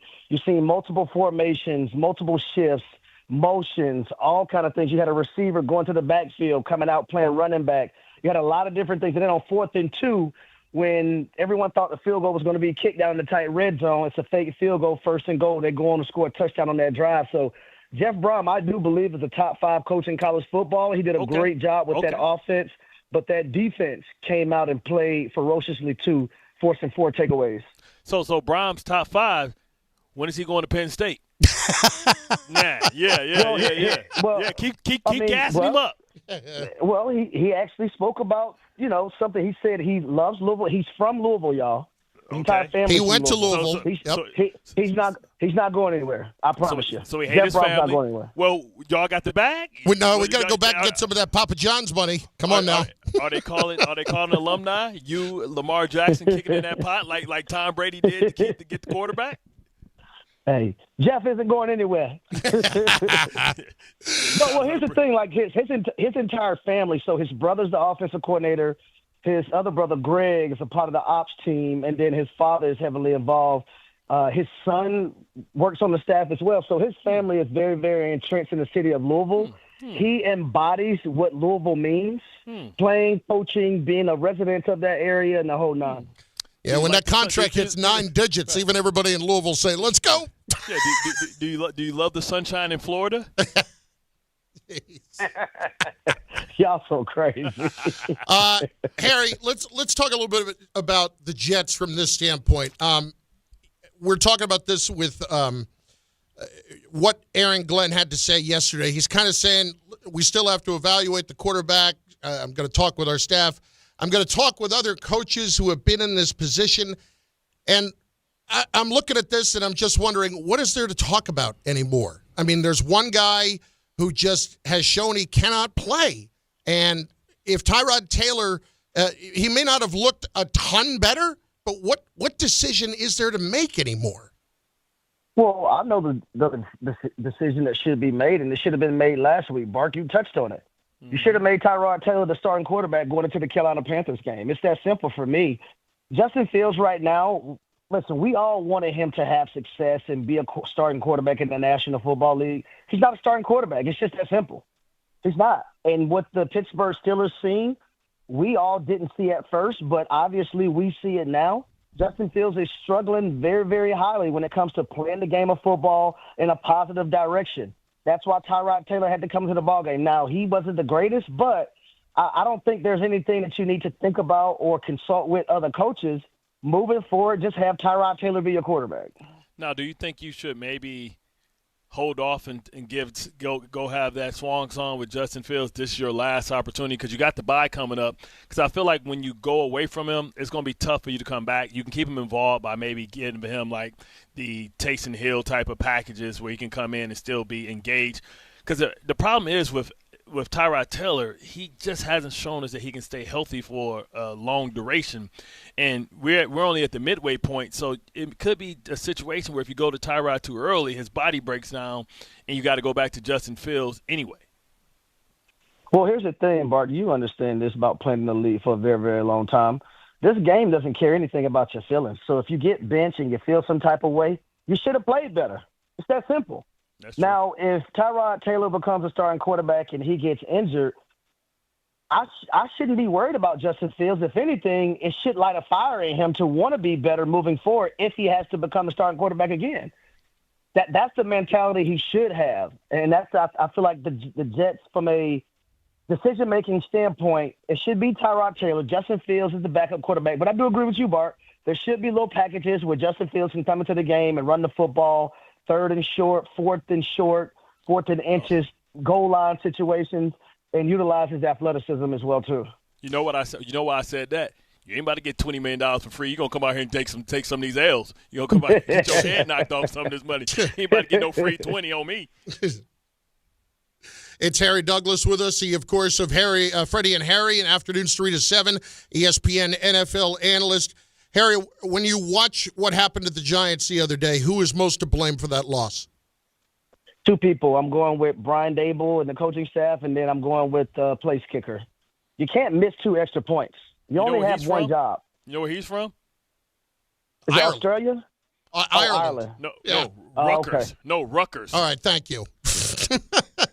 I would have loved to have him on a Thursday night back in 2006 when we lost to Rutgers on a last-second field goal. Would love to have him kicking for Rutgers at that point. But it's just inexcusable, man. Like, you can't give away points like that, and now the offense is chasing points when you miss one early on. But the reason why I'm blaming the coaching staff, you go to that 3rd and 5 situation. The first 2 plays, the first and second down, you force the Denver Broncos to use 2 timeouts. Run the football on the 3rd and 5 and force them to use their 3rd timeout. You're up 10 at that point, 26-16. They haven't showed you that they can just drive the length of the football field whenever they wanted to. Your defense was playing good. Punt that football away if you don't pick it up. And they have no more timeouts. No more. You try to throw the football and put it on Jackson Dart's shoulders. It gets intercepted. But then even when you come back and you take the lead with 33 seconds to go, the strength of your football team still, in my opinion, is the defensive line. Why are you rushing 3 and dropping 8 people? I would never understand why these coaches get in this prevent situation at the end of games, and you don't want to – I'm not saying you got to play cover 0, but you can rush 4, you can rush 5. You don't sit there and rush 3 guys and give Bo Nix all the time in the world to complete a pass for an explosive play down the field. Now, what do we feel about how does this mean that as far as being able to saved Dayball's job. Do you think, like, who's to blame? Like, because, like, the fact that they're even in the game is the fact that they was even in the game was a testament that they went out there and performed so well. But then you got the hopes up and they lost. So I know that's tough. You know what I'm saying? I know that's tough. So how do you handle that? Is that more Shane or is that more Dayball? Like, as far as, have you seen enough from Jackson Dart to say, okay, well, we need to keep this guy with some continuity and consistency, or do you say we need to blow it up like most of these quarterbacks, whether it's Trevor Lawrence, whether it's Cam Ward, whether it's the other people? Like, how does that work? I'll say right now, whether it's the football team is, you keep them. And I thought if they would have beat the Denver Broncos, that would have been 3 opponents in the Los Angeles Chargers, the Philadelphia Eagles, and the Denver Broncos, who are quality teams in the league that they would have beaten. I would have said, man, Brian Daboll's in the driver's seat.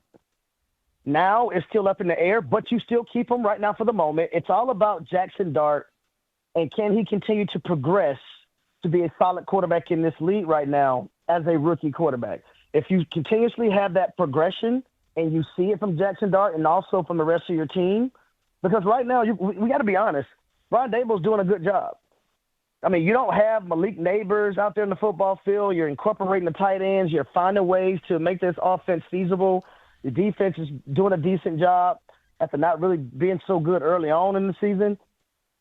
So you can't really complain about the job that Brian Daboll is doing outside of that mistake yesterday and taking your foot off the gas pedal and not allowing your players to go win you the game in that situation, especially defensively. But right now, I would still keep him as my head coach. Now, that can drastically change because the schedule is heating up, y'all. Yeah. I mean, you don't have any easy opponents coming along, so we'll see in a few weeks. But is it about the end result or is it about how it looks? Because, you know, how it looks. Do you think how it looks. Do you think that the DC is getting away with having great talent and not really having a great scheme? Because I feel like this team and this defense should be a lot more dominant. There's no way that a team should be able to put 33 points on the defense or 20 points on this type of defense anytime. Well, especially in the fourth quarter, 33 points scored in the fourth quarter. But it's a product of Shane Bowen not being as aggressive as he was in the first 3 quarters and just feeling like the hay is in the barn and that they were going to coast to a victory. You can never, ever, ever feel like a game is won. You always have to keep the pedal to the metal. You never give your opponent an opportunity to breathe. And when I was playing with the Atlanta Falcons, our head coach used to use this term. You got to choke them out. You don't give them oxygen. You choke them out so they can't breathe anymore. That's Harry Douglas with us. Harry, of course, ESPN NFL analyst. I want to delve a little bit deeper on this, though, because, it was a pretty big mistake that Daboll made the other day.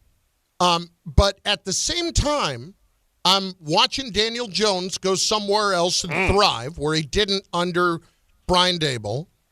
How do I evaluate how important the coach is in the young quarterback's success? In other words, is this quarterback going to regress all of a sudden if I do fire the coach? So here's the thing about that as well. It's also about the surrounding pieces around the quarterback. Look at what Daniel Jones has around him right now. Yeah. You see what he has? Mm-hmm. Everything. He has the number one rusher in the league. He has a tight end that's a rookie that's 15th in receiving yards, who has 33 catches for over 400 yards and 4 touchdowns right now. He has the receivers and also the defense in Indy. They're playing well, right? So it's all about the structure, the culture, and what you have surrounding these young quarterbacks. That's why we see so many of them fail when they go to these whatever team they may go to or get drafted to. It's because the infrastructure is not there for them. The surrounding pieces are not backing them up as well. So much weight is on their shoulders when they become starters, and it's too much for them to handle. See, but with that being said, we know if Anthony Richardson was in there, it wouldn't look like this. So it has to be something to do about Daniel Jones and his skill set as well. So we can't give all the credit to the environment where the environment is good. I would say, and it's all right. I hate having to always go at this guy. I would say that I would take the skill set of Daniel Jones over Jalen Hurts, and I know that's crazy. But I say this all the time. Jalen Hurts is just as much which most of us are. Most of us are system guys and environment guys, right? I don't know how I would have been if I would have been forced to play for the Indianapolis Colts when they had Freeney and all those guys, and they never even cared about stopping anybody in the run, and I would just be getting my head bashed in. You know what I mean? I don't know. I don't know how that is, but you have to give some credit to Daniel Jones and what he's able to do in this environment, and the fact that the Giants weren't able to create that environment. They had a great rusher. They just couldn't figure it out. So again, maybe they were right, but they didn't build the team. So that once again doesn't go to Dayball all the way. It kind of goes to Shane. Again, the general manager. Yeah, right. That's what I'm saying. Like it's like the thing for the New York Giants is that we've been complaining about this offensive line for how long? A long time. Like a very, very long time. So as a general manager, it's your job to make sure that the guys are in place. And if it's not getting done throughout the draft, then you need to address it in free agency and make sure you're bringing in guys that can actually live up to the money that you're paying them. I don't think that has been the case. They drafted a guy in the first round from Alabama who, in my opinion, at tackle became a bust. Who became a bust? You talking about Evan Neal? Oh yeah. Well, one, they the fact that you think that every left tackle can play right tackle is crazy. I think Evan Neal, if he would have came in and he would have been just a left tackle, I think he would have picked up where he left off. Everybody's not ambidextrous. Everybody can't we knew that Nnamdi couldn't play left side or right side. He only could play one side. He was great at that one side. I hate when people try. We saw Joe Alt make the transition, but not a lot of people can make that transition. You talking about the corner, Nnamdi? Yeah, Nnamdi Asamoah. And just think, I took a pay cut. I took a pay cut to try to get this dude. Listen, we tore him up when we was in Atlanta. Yeah, we highlighted him in our meeting room. We said that's who we going at after they just paid him a lot of money. Yeah, he only could play on one side. Harry, I got two more for you. One NFL, one NBA, because, of course, for those who don't know, Harry is a huge NBA guy. His brother is Tony Douglas, the former Knick, and he is locked in on this all season. On the NFL, AFC right now, who's the best team? The Kansas City Chiefs. They still are. I know a lot of people. Yeah. You see what just happened the last 2 weeks. This team is finding their strides. I watched their game from this weekend twice already, and boy, the ability, what they do on offense so well, they don't allow you to play off coverage, and they're just going to allow receivers to just run and get covered against defenders. Whether it's a tight end in the slot or a receiver in the slot, those guys will run up 5 yards and just turn around. Patrick Mahomes, the ball's already in the air. They do a great job of motioning and mirroring plays together from the run game and the pass game. The touchdown that Marquise Brown scored on last week versus the Detroit Lions on Monday Night Football, or maybe Sunday Night Football, is the same touchdown that Rasheed Rice scored on this week. They just switched it to the opposite side, switched the receiver, and still scored another touchdown on it. Like the job that they're doing, man, and the running back, I'm crashing on his name right now. Pacheco. No, Rashad Smith. Okay. Smith. Yeah. He is doing such a great job of providing them with another pass catcher at the running back position. Andy Reid is finding ways to get him the football because he's so elusive. He was like that at SMU in college, and he's like that right now in the NFL. So you're just gonna give it to them. They had 2 good weeks, and you're just gonna give it to them. You want me to give it to the team that's been to 7 straight AFC Championship games and multiple Super Bowls? Yeah, Listen, you're so out of whack. Doogie, success is leased, not owned. And rent's due, mother. Last one. Best team in the Eastern Conference is who? Pistons. Oh, my bad. I didn't ask you. No, to start the season off, it's the New York Knicks. And it would be a shame if they didn't make it to the NBA Finals. There you go. Well, we'll see if they're going to be calling for, they ran Tibbs up out of here. There's a lot of pressure over here now. A lot of pressure. So who's your second team? Pistons? Second, I'm going to go with the Cavs. Third, I have the Hawks. Fourth, I have the Magic. You just a hater. You just woke up today, Harry. Fifth, you said you got want the to Miami Heat. Fifth, I have the Pistons. you just hating today, man. Jaden Ivey back, man. Come on, man. Come on, man. Cade Cunningham should have been running. He might be the MVP this year. So I would say this about the Pistons, Bart, and they kind of ran into this issue last year in the playoffs. You're going to need that second and third score. I know Jaden Ivey is coming back, but who is going to be the third guy that can consistently get you those buckets when you need those buckets? Who's our guy that was putting in bets with Shohei Ohtani boy? He got off. Oh, you're talking about the shooter. For Pete's sake, come on, Bart. I'm not Google here. Beasley, Malik Beasley. Yeah, we got to bring Beasley back, baby. All charges dropped, baby. Harry, you're the best. Even if I call you Freddie, appreciate it, brother. No, appreciate you guys. Harry Douglas. He joins us every Tuesday on ESPN New York. It's Bart and Carlin on ESPN New York. Great segue. Is it possible? And I was asking myself this all morning, and I gotta be honest, I was a little bit aggravated even thinking about this. How long into a Knicks conversation I was going to get before you brought up the Pistons, and it took 8 seconds. I didn't even spit out the question to Harry yet, and you immediately are saying Pistons. I'm just going to say this, and I say this with all the love of the world. Nobody gives a damn about the Pistons. Nobody gives a damn about the Pistons in our audience. Nobody cares to the Eastern Conference Finals. Nobody cares about us, about the Pistons right now. Nobody. Nobody here. We care about the Knicks. So with that in mind, without comparing them to the Pistons, is this NBA Finals or bust right now? It absolutely is. I mean, you got no Jason Tatum.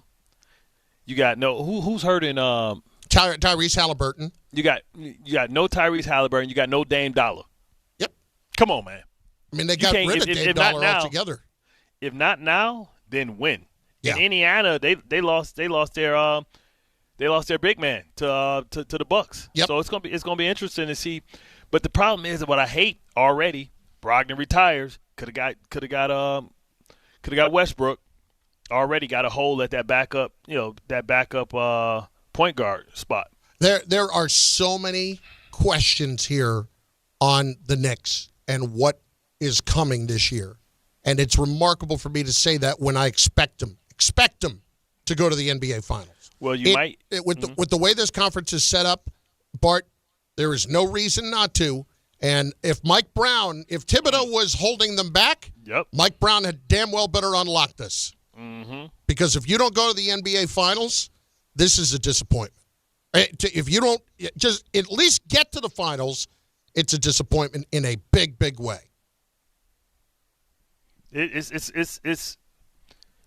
I mean, all the Tib supporters, all the Tib haters, when they go through a losing streak or something bad happens, they're gonna be saying about let's see if this team plays defense, let's see if this team still has that grit. But let's see if the offense is so much better. Let's see how the rotations are, all the things. You know what I mean? This team should be deeper. With Clarkson and all those guys they added, they should be deeper. Let's see how they decide to pay Bridges against my opinion. I agree. They decide to pay him, so he's there. It's all tied in. This is your team. This is your team for now. This is your team until Cat comes up for that big extension in 2 years. This is your team. 800-919-3776, 800-919-ESPN. Game Time is brought to you by Tullamore Dew Irish Whiskey, because when it's game time, it's Tully time. 7 o'clock, Islanders and the Sharks at UBS Arena. Devils in Toronto to play the Maple Leafs, and the NBA season tips off Rockets and Thunder. Coverage begins at 7 right here on ESPN New York. Tullamore Dew is the original triple distilled, triple blended, triple cask matured Irish whiskey. Be sure to grab a Tullamore Dew or try the new Tullamore Dew Honey during today's action. Glasses up to enjoying Tullamore Dew responsibly. Your expectations for the Knicks and your biggest concerns are next at 800-919-3776, 800-919-ESPN, Bart and Carlin, ESPN New York. I'm Detroit. This is an ad by BetterHelp. BetterHelp therapists have helped over 5 million people worldwide on their mental health journeys. That's millions of stories, millions of journeys, and behind every one is a therapist who showed up, listened, and helped someone take a step forward. Moments in therapy, like the right question, a safe space to cry, or a small win, can change lives. With over 30,000 therapists, BetterHelp is the world's largest online therapy platform, having served over 5 million people globally. And it works. With an average rating of 4.9 out of 5 for a live session based on over 1.7 million client reviews. This World Mental Health Day, we're celebrating the therapists who have helped millions of people take a step forward. If you're ready to find the right therapist for you, BetterHelp can help you start that journey. Our fans get 10% off their first month at betterhelp.com/timeout. That's betterhelp.com/timeout. Join Optimum and Lifetime for a star-powered event October 25th from noon to 2 at the Riverdale Crossing Optimum store in the Bronx. Meet Taye Diggs, actor, executive producer, and star of Lifetime's Terry McMillan presents His, Hers, and Ours. To help those who want to be helped but may not be able to afford it. That's what PGA Tour winner Grayson Murray had envisioned for a foundation before he sadly took his own life at just 30 years old. His parents channeled their grief into creating the Grayson Murray Foundation, carrying out his vision to help those struggling with mental health and addiction. To donate and learn more, visit GraysonMurrayFoundation.com. At Uline, they know going the extra mile takes hard work. For companies pushing to go further, Uline will go the distance with you. 24/7, they answer the phone to get you the shipping and industrial supplies you need. Business can move fast. Unexpected large orders, adverse weather, new safety guidelines, and changing economic trends. Uline works hard keeping 41,000 items ready to ship, minimizing detours on your way to the extra mile. Visit uline.com. This October, the only thing scarier than missing the game is missing out on a brand new Kia. At Kia City of the Bronx, 3505 Connor Street is where the ghosts of old rides get traded in and new legends are born. They've got a monster lineup of new Kias that'll take you from tailgates to haunted houses in style. Visit KiaCity.com or call 646-917-7955. Don't get spooked, get moving. Kia City of the Bronx, where Halloween meets horsepower. Murray to the net. Score! The New York Islanders are back in action with a brand new theme night schedule you won't want to miss.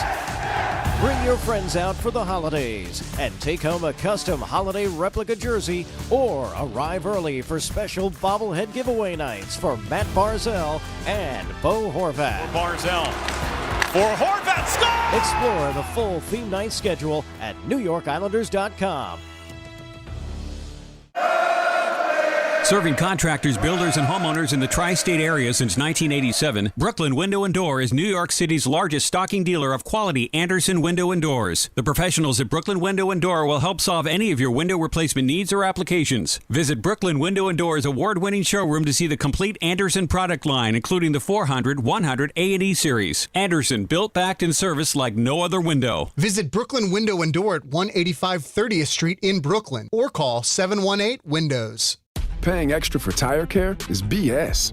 You know, bad service. So at Midas, we're rolling out our BS-free tire guarantee, included with paid installation and tax on every purchase. You'll pay nothing for flat replacements, nada for flat repairs, and zilch for tire rotations every 5,000 miles. That's $0 for all that. So with this limited lifetime tire guarantee, you'll pay a whole lot of nothing compared to what the other guys charge for tire care. That's the BS-free tire guarantee, only at Midas. Hey, fans! Welcome back to Fansville's Cheers and Tears. Oh. Okay, so like everybody deals with losing, right? To a rival on a last-second field goal. Whatever, it's fine. I'm totally fine. But I cope with losing with an ice-cold Dr. Pepper. Those 23 flavors are like so delicious. They totally wash away the pain of your college football team taking a big fat L. College football. It's a pepper thing.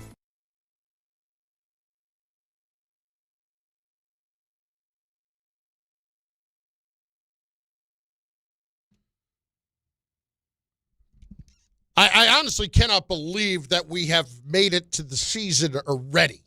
Like, it is That absolutely flew by, that basketball offseason. And yet here we are again, and it's all about to begin tonight. Doesn't it feel like it just flew by? It did. Maybe it's because they went in the playoffs is how they did, but still. The Yankees were distracting us. No, they weren't. They distracted us longer than the Mets did. Nobody distracted us from anything so far. Let's be honest, okay? That's true. They really have. Giant Mania got us here, and then we do this thing all the time. Like every year, you know what I mean? Me and Alan used to talk about who gives us the best chance to get our first championship. We thought it was the Yankees. No bueno. Now it's the Knicks. This is our last hope. It's our last hope, man. If we're having, are we buying into the Rangers? Are we buying into the Rangers? No offense to any of this. No offense to any of this. If we're having that discussion anytime soon about who is giving us the best chance to win a championship, just take the microphone and bash me in the skull until I'm dead, or at least in a coma. I feel like Adrian, you can't win. Maybe I can't win. Maybe all I can do is take everything he's got to take. Harry Douglas was presented by Amazon Pickup. Amazon Pickup is a convenient, secure way to collect your Amazon packages from locations near you. It is 11:30, and that means, of course, that it is time for Audio Files. All right, Bart Tolomeo, let's do this. Let's hear from some Knicks with the start of the season coming here. First, on Karl Anthony Towns on the team's high expectations. I'm not thinking about that. All that is looking at a crystal ball, hoping that things work out the way the crystal ball says. We got to get there. We got to take care of our job to even think about that. So stay in the present. Don't worry about all the chatter, all the noise outside. Just worry about what's in the locker room, what we know we got to accomplish, what we got to do, get better every day, put ourselves in the best spot every single day to win and then hopefully make those odds right. Look. Nah, Kimosabi. That's not what we talk about, brother. These expectations is high, and they high for a reason. We gave you $200 billion, brother, and we need to see if you can play some defense, and are you in shape? That's what we want to know. We want to know, did you go do the Luka? Did you go do the Luka? Did you go do the Jokic? Did you lose that weight? You ready to run? You ready to go? That's what we want to know. Because your cardio wasn't up to snuff. It was good, but for us to win a championship, it got to be great. And you know how I'm gonna know? I'm gonna know when I see him at the free throw line, see if that body fat high. Look, he's got to be better. He's got to be better this year. Defensively, he's got to be. He has to care about defense. Care. Think about what you're just saying. He just has to care. Just a little bit. Just a little bit of care. Just a little bit. Oh, hey, let me get my hands up here. That might be helpful. You know what? Maybe I'm going to rebound here. That's all. It's just run the floor. Run the floor defensively. Don't be sitting up there complaining to the referees when you sitting about a call. They in a fast break on the other end. You sitting back complaining. Jalen Brunson also on the high expectations. It doesn't mean it's not for me to worry about. My worry is practice. My worry is film. My worry is getting better every single day. I don't have time to think about what people say or think about us. That's all fine. That's all fine. We can worry about living in the now and doing the things that we're supposed to do day to day. But let's at least acknowledge, if not now, when? When? Yeah, man. When? And then ultimately, this is your best chance. And then ultimately, Bart, here's the thing that we're not even paying attention to. If Tom Thibodeau was what was holding you back, which is what the Knicks would have you believe, Mike Brown better be the answer.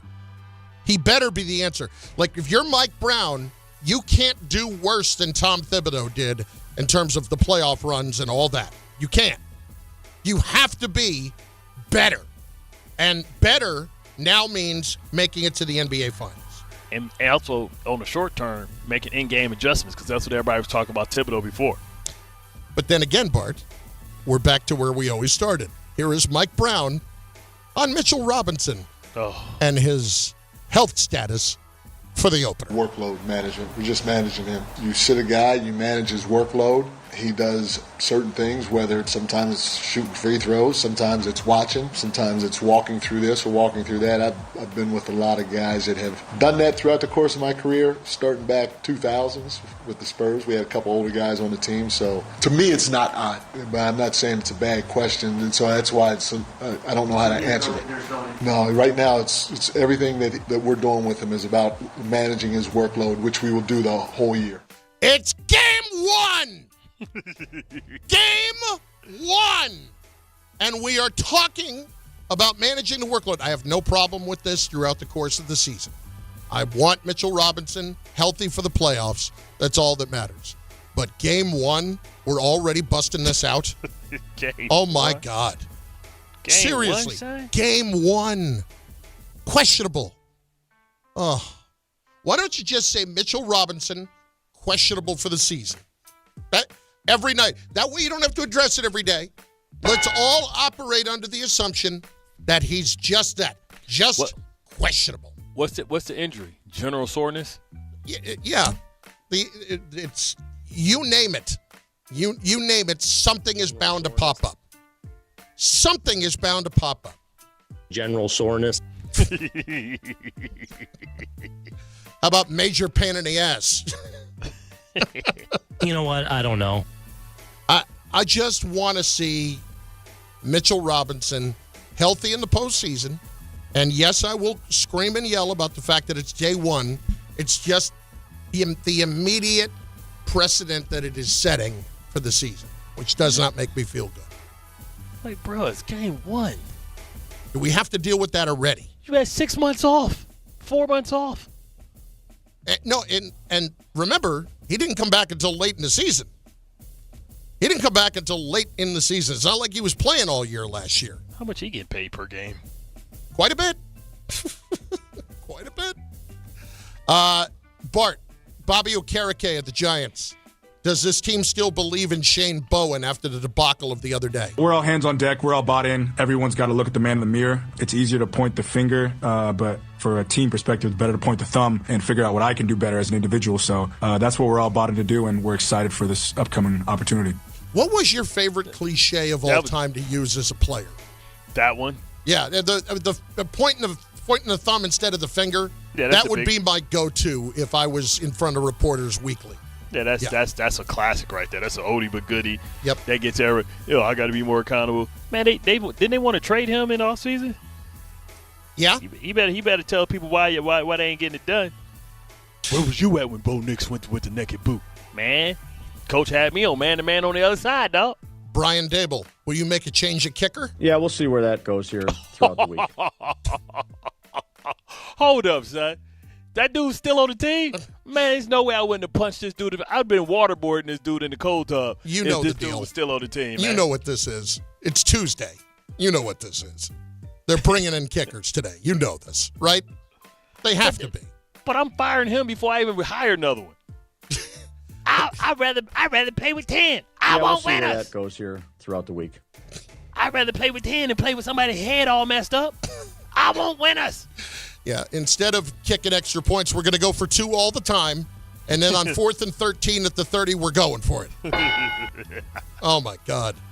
One more on Aaron Glenn with the decision at quarterback for this coming week. Well, that's something that, I want to continue to look at. There's a lot of thought that goes into that. For me personally, and then being able to get with the staff, and then just being able to ask other coaches that have been in the situation, how would they handle that? So I want to make sure that I make the right decision. And I don't want to make rash decisions either. I just want to make sure when the decision is made, it'll be the right one. How many people do we have to ask? How many people do you think get that phone call? What do you think I should do? Just my old school people. Just Parcells, Sean Payton. Like, what did you really think about? Like, you watched the film. What did you really think about Justin Fields? Like, man, bless your heart. Bless your heart. I think that probably says it all, doesn't it? Bless your heart. Bless your heart. Last one. There's a lot of talk about MVP. You and I were discussing Daniel Jones before the show. Mm-hmm. Is there an outside candidate that we are not considering? That is a former Jet who is playing pretty damn well up in Seattle. Oh, you talking about Marbury, man? I'm talking about Sam Darnold. His grandfather was the Marlboro man, and Sam's lighting this up. When we execute, when we do our job every single play, the results kind of speak for themselves. You know, we just can't keep shooting ourselves in the foot the way that we have. We've put together consistent, I think Tampa in that loss was a pretty consistent performance from us. Still had some minor detail things that happened there, but, we just got to clean up the details, and we will. We're going to enjoy the bye week and come back swinging in a couple weeks. So Sam has thrown for nearly 1,800 yards. 1,800 yards. Okay. 4,000. He has thrown for 12 touchdowns, 4 interceptions this season. And Sam has only been sacked 9 times. And remember, this offensive line was a line that was struggling for a long time. What it is they got rid of Metcalf, the headache, and they got in Jigba. Jigba might be the front runner for Offensive Player of the Year. He has 7 games, all 7 games over 100 yards receiving. He is finally becoming the guy they expected him to be. Well, there was a lot of injuries early, and they had him in the slot. Yeah, and so now that Metcalf is gone, he's the true number one. He's eating, man. Listen, I'm trying to figure out what is receiver U? Is it O-State or is it LSU? I think it's LSU personally. Okay, Chris Olave, and Ohio Garrett State, Garrett Wilson, Chris Olave, Marvin Harrison, and obviously Smith and Jigba. And then LSU, you're talking about Jefferson, Chase. The overall height of those players and who they are, it to me is better. Like, you have bigger superstars coming out of LSU. Brian Thomas. You do. Jefferson and Chase, dude. I think we're forgetting some Ohio State guys. I'll go through during the break and bust a few out for you. Santonio Holmes back in the day, absolutely. And the number one guy coming out this year, the young guy. He's Ohio not even State. out this year. He's got one more year, Jeremiah Smith. And he's already better than half of the people I just said on the list. I'm going to give you a guy, though, that might even be better. And it's not just off of what I saw the other night. It's watching tape. Miami? No. Oh. Guy who's a freshman at Oregon, DeCorian Moore. Oh, my God. Oh, my Lord. That guy. You got to look at it the right way. No, I am. I promise I am. That guy is ridiculous. He's a 5-star guy. That Oregon team, man, they got 4 and 5-star guys all over the place. There ain't a 3 stars need not apply. It's Bart and Carlin. ESPN New York, 800-919-3776. Expectations for the Knicks, what's acceptable and what's not. It's on the way.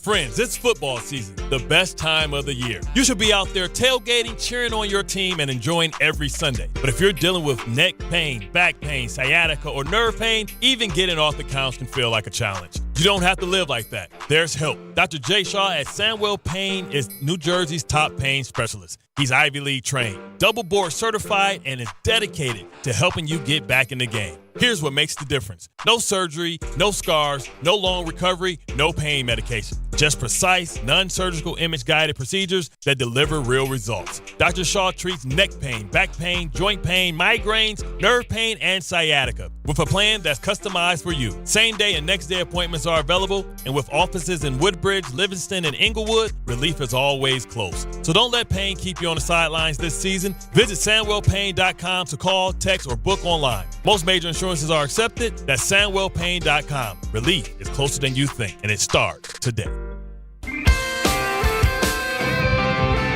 1-877 Cars for Kids. KARS Cars for Kids. 1-877 Cars for Kids. Donate your car today. 1-877 Cars for Kids. KARS Cars for Kids.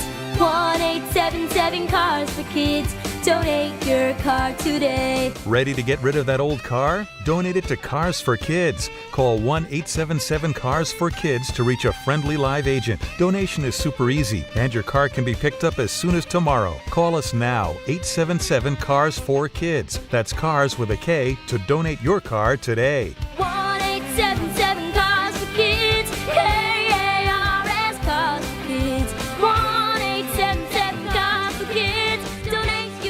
you know you can donate real estate too? Go to carsforkids.org. That's carsforkids.org.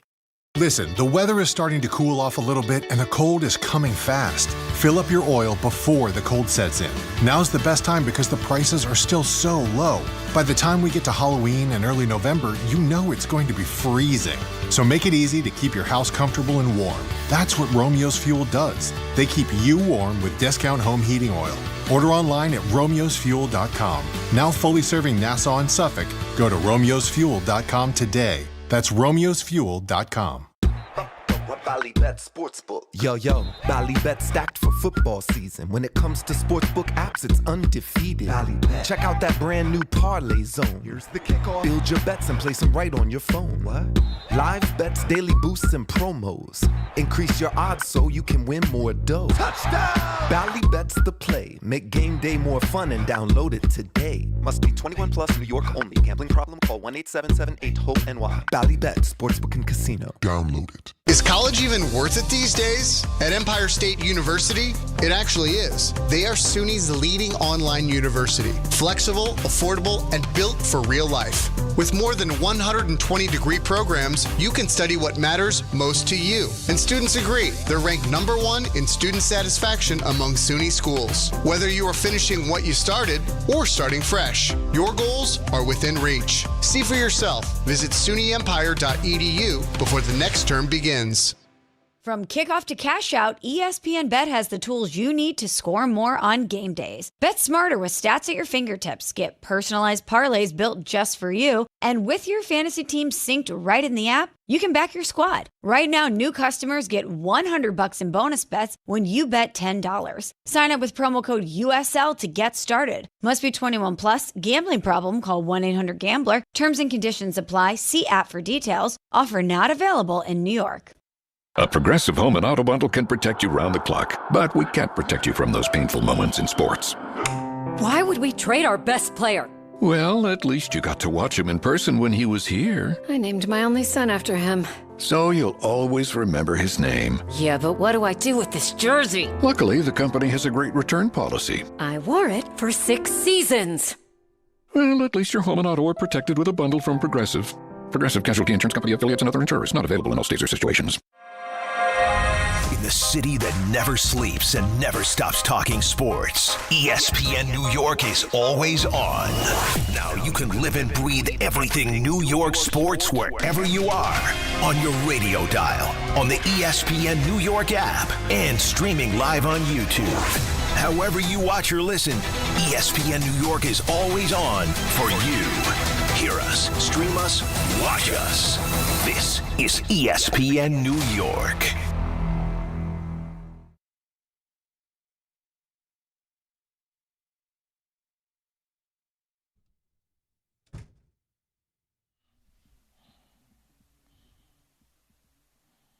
I still haven't gotten an answer as to why that guy was riding a unicycle the other day. I mean, I have never seen that publicly. Somebody just out in the street riding a unicycle. Like, what? What are you trying to prove? He's coming for Red Panda's job, man. They see how much cheese out there. They're like, yo, man, this Red Panda monopolized the situation for a long time. But he didn't have 7 bowls on his foot like he was about to throw them on his head. Of course, because he's trying to see if he can navigate behind the potholes, and they're going to drop the bowls from the top of the scaffolding. You know what I'd love to see? I just had a vision in my head as you said that. He's coming for Red Panda. Red Panda coming back to him and saying, if you're coming for the queen, you best not miss. Black Widow.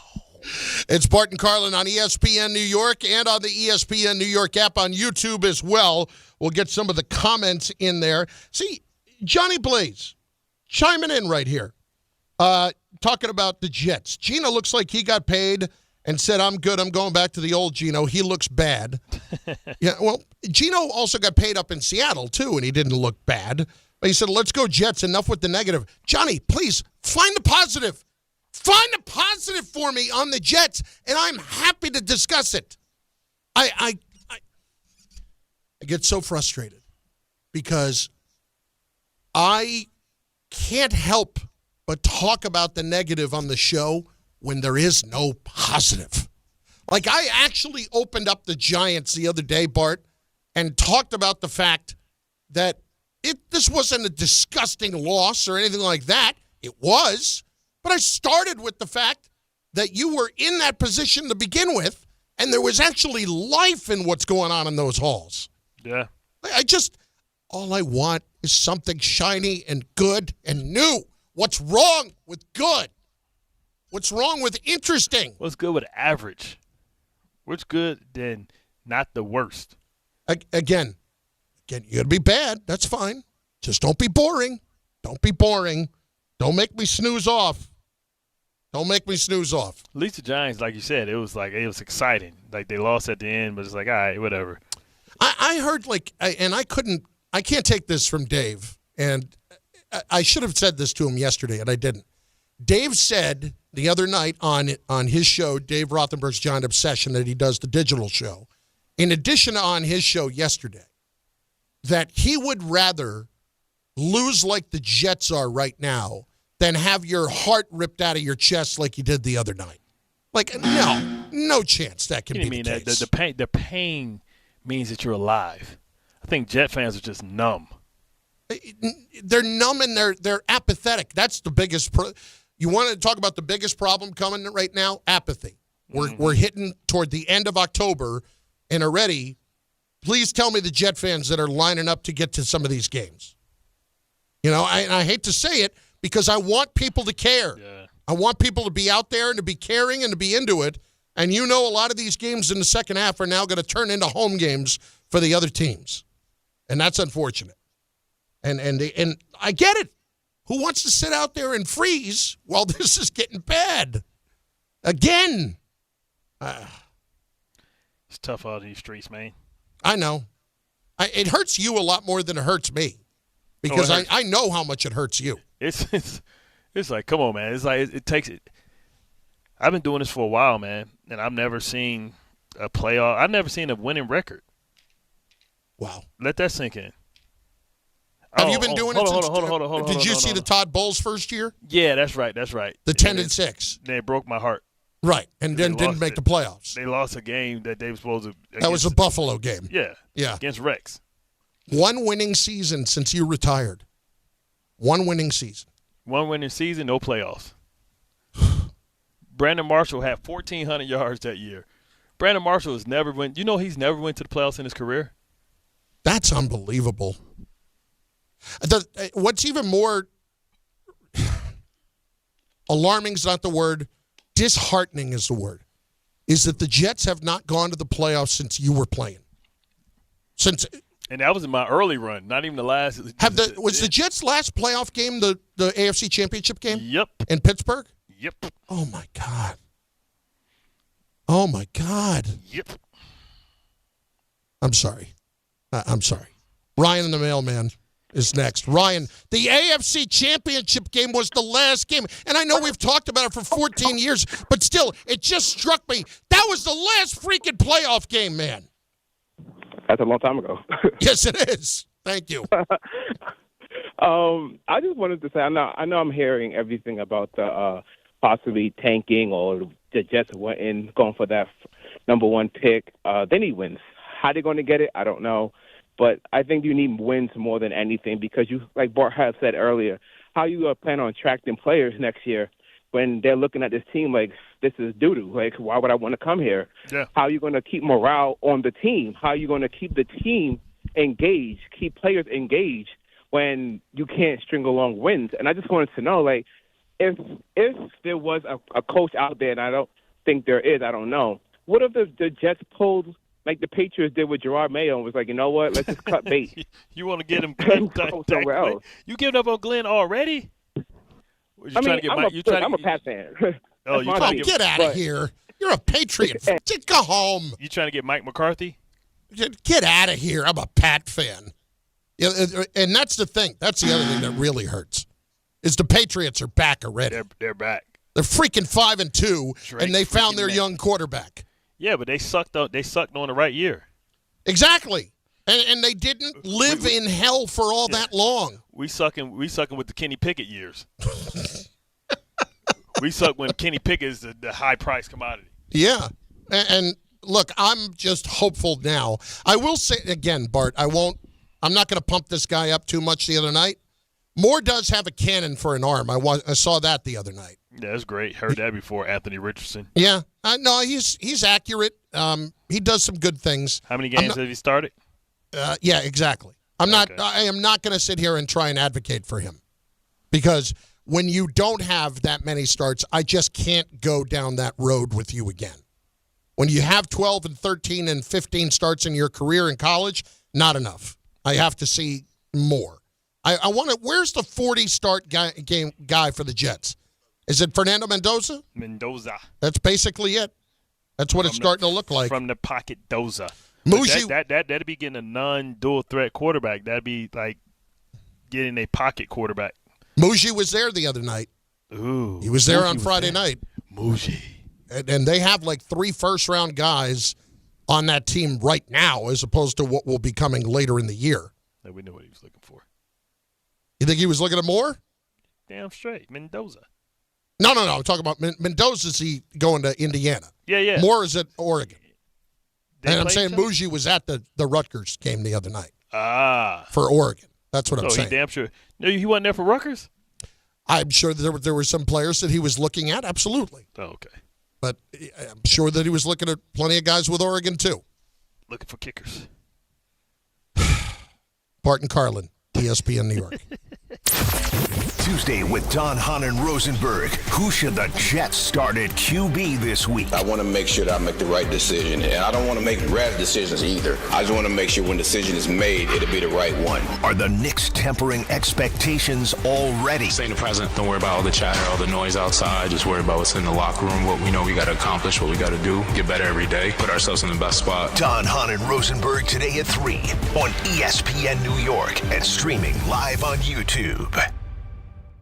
1 in every 6 men is likely to be diagnosed with prostate cancer in his lifetime. That's why New York Presbyterian wants to remind men over 50 to book a prostate cancer screening. A simple blood test is all it takes. It could save your life. Screenings are available across New York City and Westchester at locations near you. Schedule your annual prostate cancer screening today at nyp.org/cancer screening. Stay amazing. New York Presbyterian. It's NBA tip-off week, and FanDuel is your home for live betting. So even if you miss the start of the game or want to ride the hot hand, FanDuel has live bets on everything from who will score next to fourth-quarter comebacks.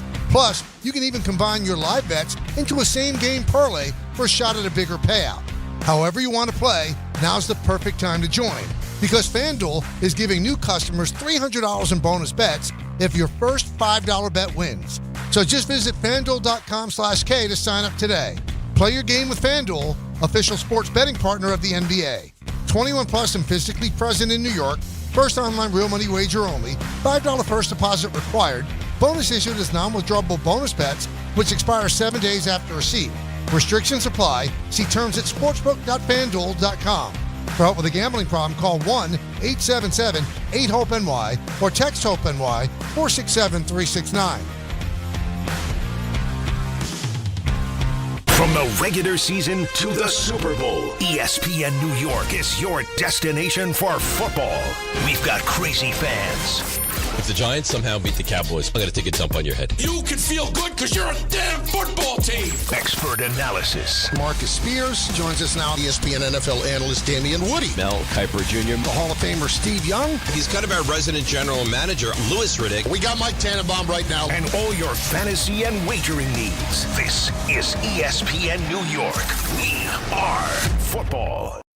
This October, the only thing scarier than missing the game is missing out on a brand new Kia. At Kia City of the Bronx, 3505 Connor Street is where the ghosts of old rides get traded in and new legends are born. They've got a monster lineup of new Kias that'll take you from tailgates to haunted houses in style. Visit KiaCity.com or call 646-917-7955. Don't get spooked, get moving. Kia City of the Bronx, where Halloween meets horsepower. Every aspect of your business will operate better and faster with artificial intelligence. AI is a race, and companies that act first will win. Thrive Managed AI is your advantage over all your competitors. Thrive partners with you on a smart, secure AI strategy for your business. Then they deploy and manage it for you. Be first and win the race with Thrive Managed AI. Start with a complimentary strategy consultation at thrivenextgen.com/ESPN. That's thrivenextgen.com/ESPN. Remember when they used to ask, what do you want to be when you grow up? At Bank of America, we ask every day, what would you like the power to do? When you work here, you help build businesses, inspire communities, and forge legacies. And now we've raised our U.S. minimum wage to $25 an hour. So the opportunity to do more also comes with competitive pay. Learn more at bankofamerica.com/25. Bank of America, proud to be an equal opportunity employer. Out here, it's football season, where nothing beats backyard grilling, gathering around the fire pit, and cheering on your favorite team with friends. The yard is mowed, the lights are strung, and the grill is warming up. Whether you need to fill up your propane, get a new grill, or even a generator, out here, it's game day. And we're ready for it. Tractor Supply, for life out here. Hey, this is Jalen Brunson. Jalen Brunson for three. And this is your home for New York Knicks basketball. This is 880 ESPN. WHSQ and WCBS FM HD2, New York.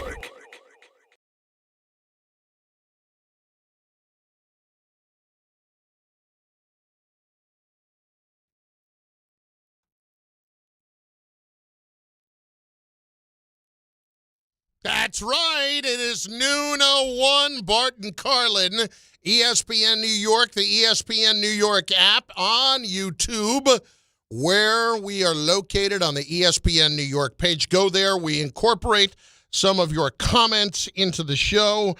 Sometimes they're just flat out weird. A guy named Mustafa is talking about a Black Widow spider. Just honestly, last night, a Black Widow spider bit me on the neck, and 4 hours before I predicted the Blue Jays would win the game. After a night's fully recharged after a Black Widow spider. What the hell are you talking about? Get out of my chat! I don't even know what that is. Bart, you know it's noon? You know what that means? It's the power hour.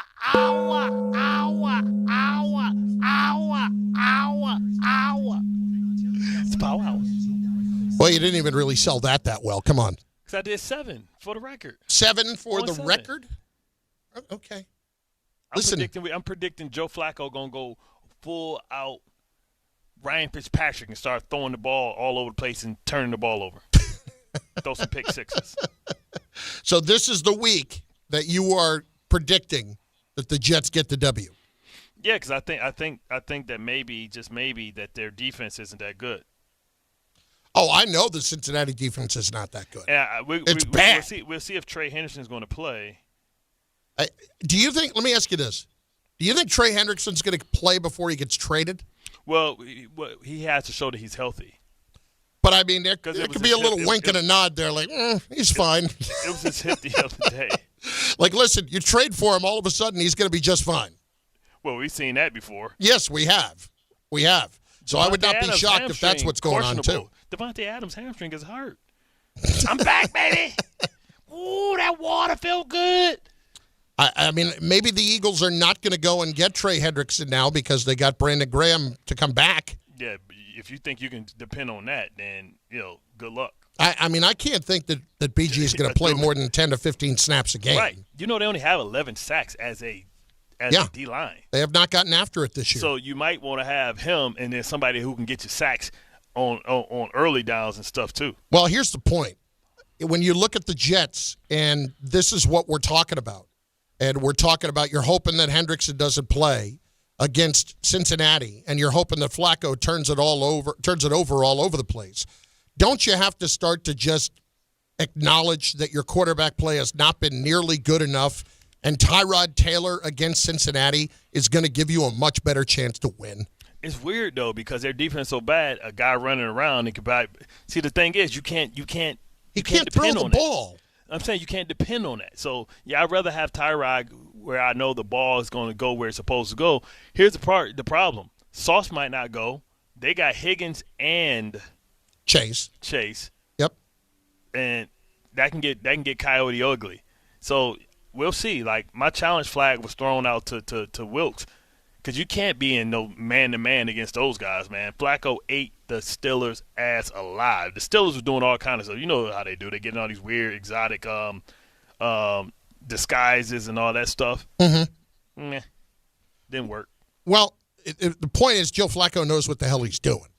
Yeah, and he's not an idiot. He can throw picks, but he's not an idiot. Yeah, but you give him receivers like that, they're not going to let you pick the ball. Absolutely. Because they so damn wide open, especially if you're going to play cover one. You better be playing two-man, and it's like cover two, cover three, cover four. We used to play 59 stuff. But you don't know who you're going to stuff, especially when everybody hurt. But the defense has been playing well, but it's going to be that's a tall task to say hold this team to 13 points. It absolutely is. I wouldn't expect them to. But on the flip side, they got to score points, and that's the bigger problem.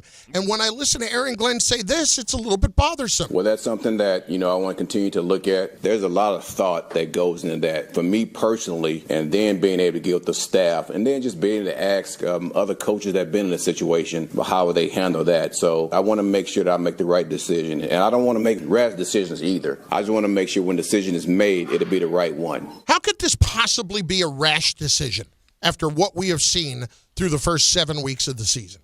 How could this be a rash decision? I don't know how it could be either. I don't know why you need to solicit opinions from other people that you view as mentors or whatever. You're a football coach. We all can see this guy isn't very good, and we all can see that while Tyrod Taylor might not exactly be a world beater and he might turn the ball over, there were opportunities the other day to make some plays, and at least he took the chances to go and do it. And while Justin Fields may not have thrown an interception this year, which is really, think about that. Justin Fields has not thrown an interception this year, and he has played as poorly as he has, which tells you that he just has not taken any chance whatsoever in being this bad. I don't know where the discussion is to be had for a coach that is sitting at 0-7 right now, and that sounds to me like someone is doubting his own eyes a little bit.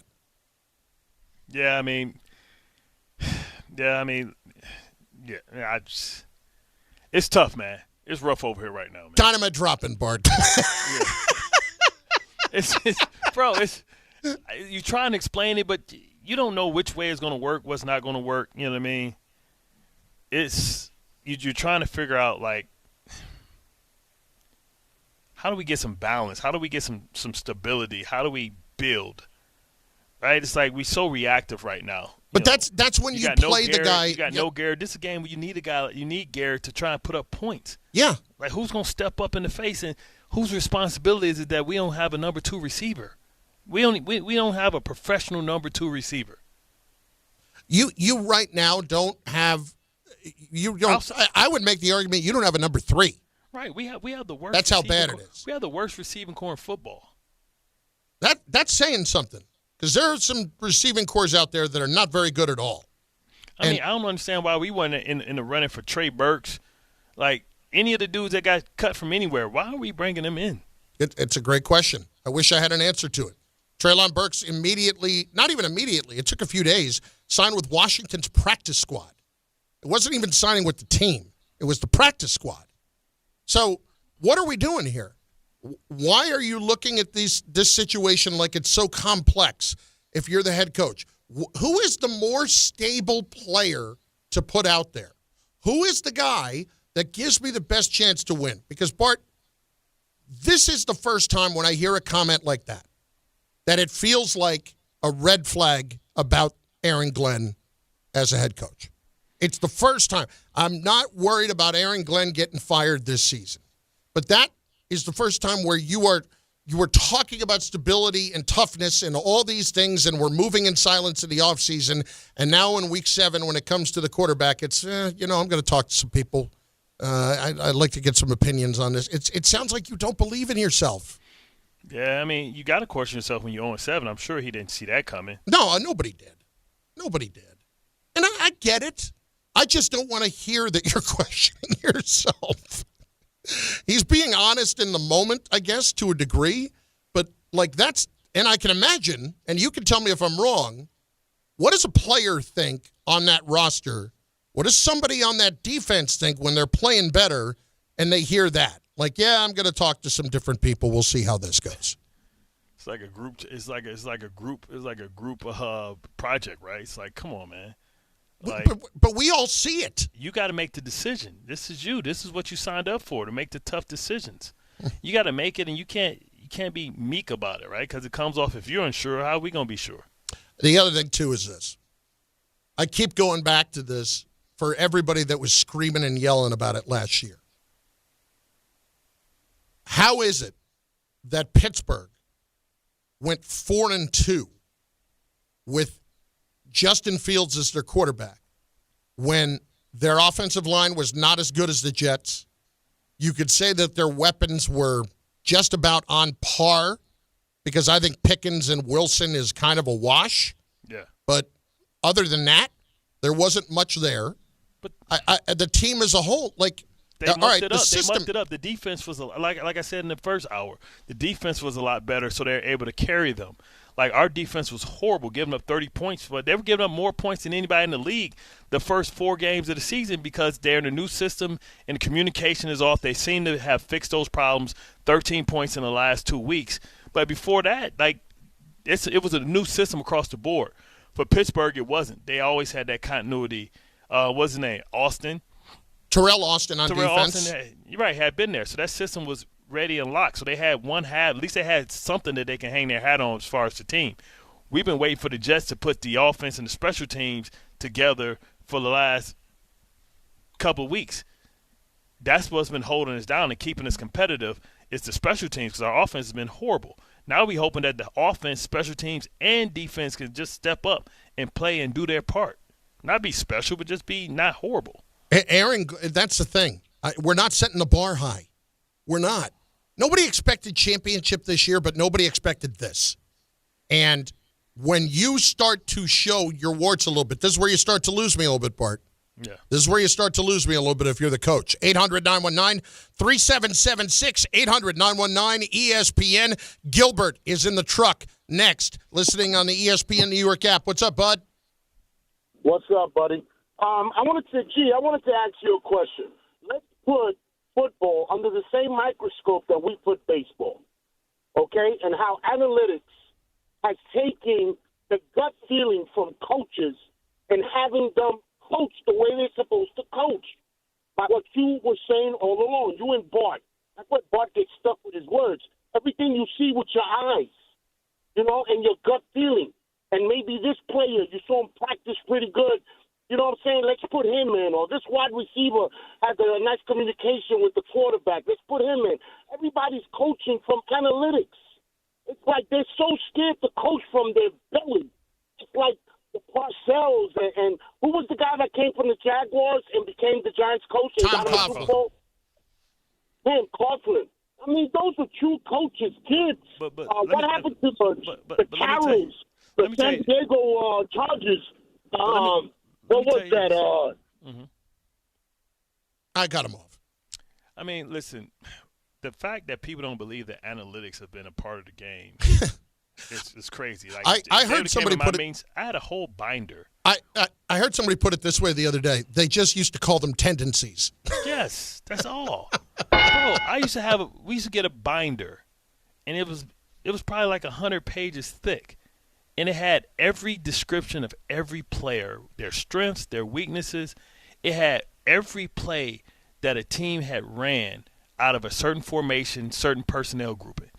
It had the percentages when this particular player is lined up at this spot opposed to this spot in the same personnel grouping, what that means.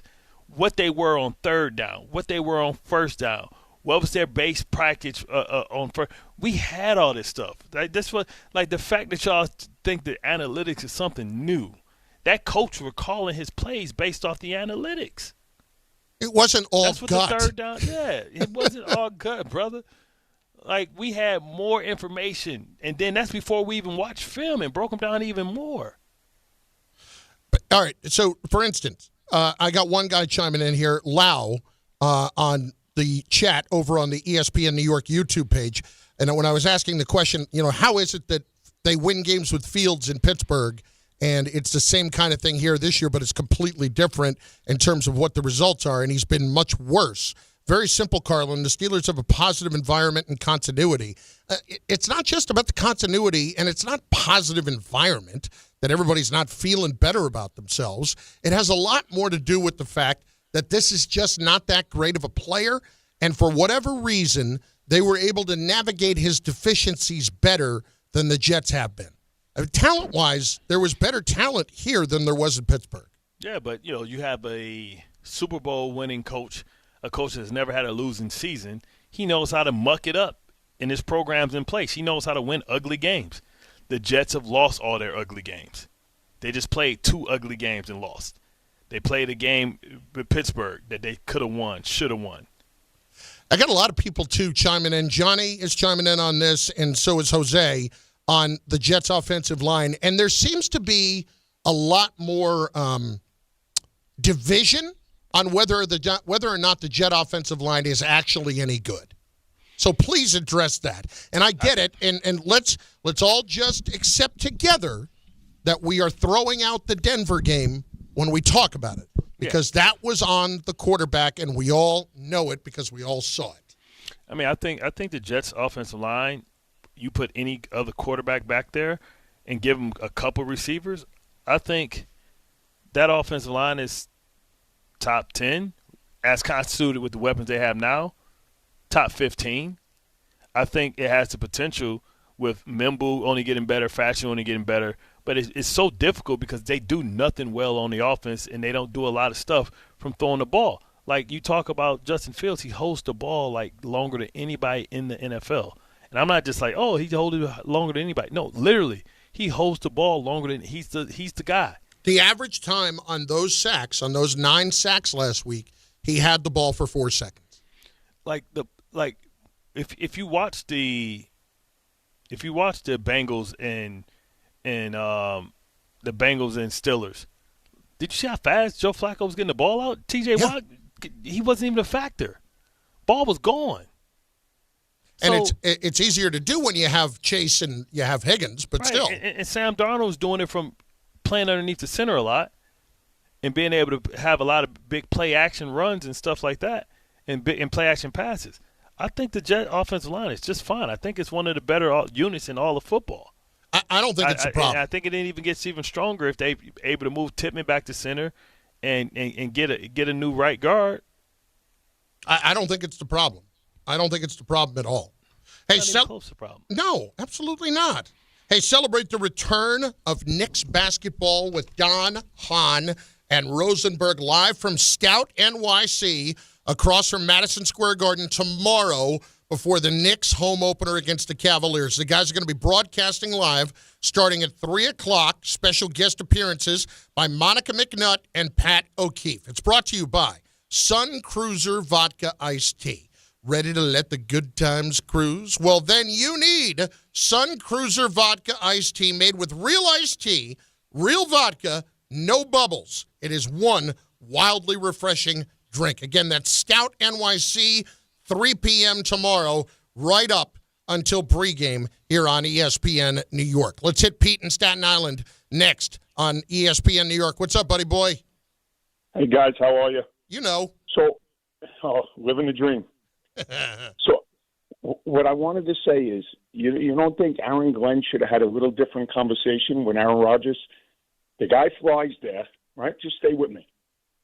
You listen to him, you say, okay, listen, no more McAfee. All right, reduce your contract if you can. Okay. You wine and dine him, you get him on board. And maybe you have Fields as the backup who would learn from him. I mean, I don't know. The Green Bay quarterbacks, it seems like it works where somebody teaches the next guy who teaches the next guy. Now, if Aaron Rodgers doesn't obey the rules down the road, you trade him. I don't know. You had what? Flacco got traded? Who would you want, Rodgers or Flacco? I'm sure you could get a pick for him if he doesn't obey whatever, ruling that they do. I just don't get it. I think that was a huge mistake right out of the gate. Pete, I guess you could look at it this way. The Jets' highest paid player this year is Aaron Rodgers, at least according to the salary cap. And so when you're using up that much room on your salary cap, shouldn't you at least be getting something out of it? Like, I know that so many people feel like they needed to get him out of the building. That's fine.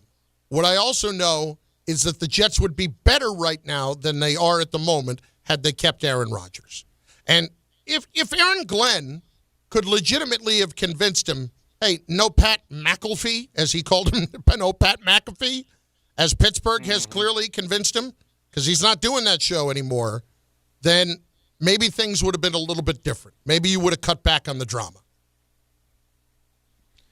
Yeah, I mean, Aaron Rodgers definitely would have did something different, but Aaron Glenn came in with a clear, concise mission, how he wanted to run things, and it didn't seem like he was willing to waver or think.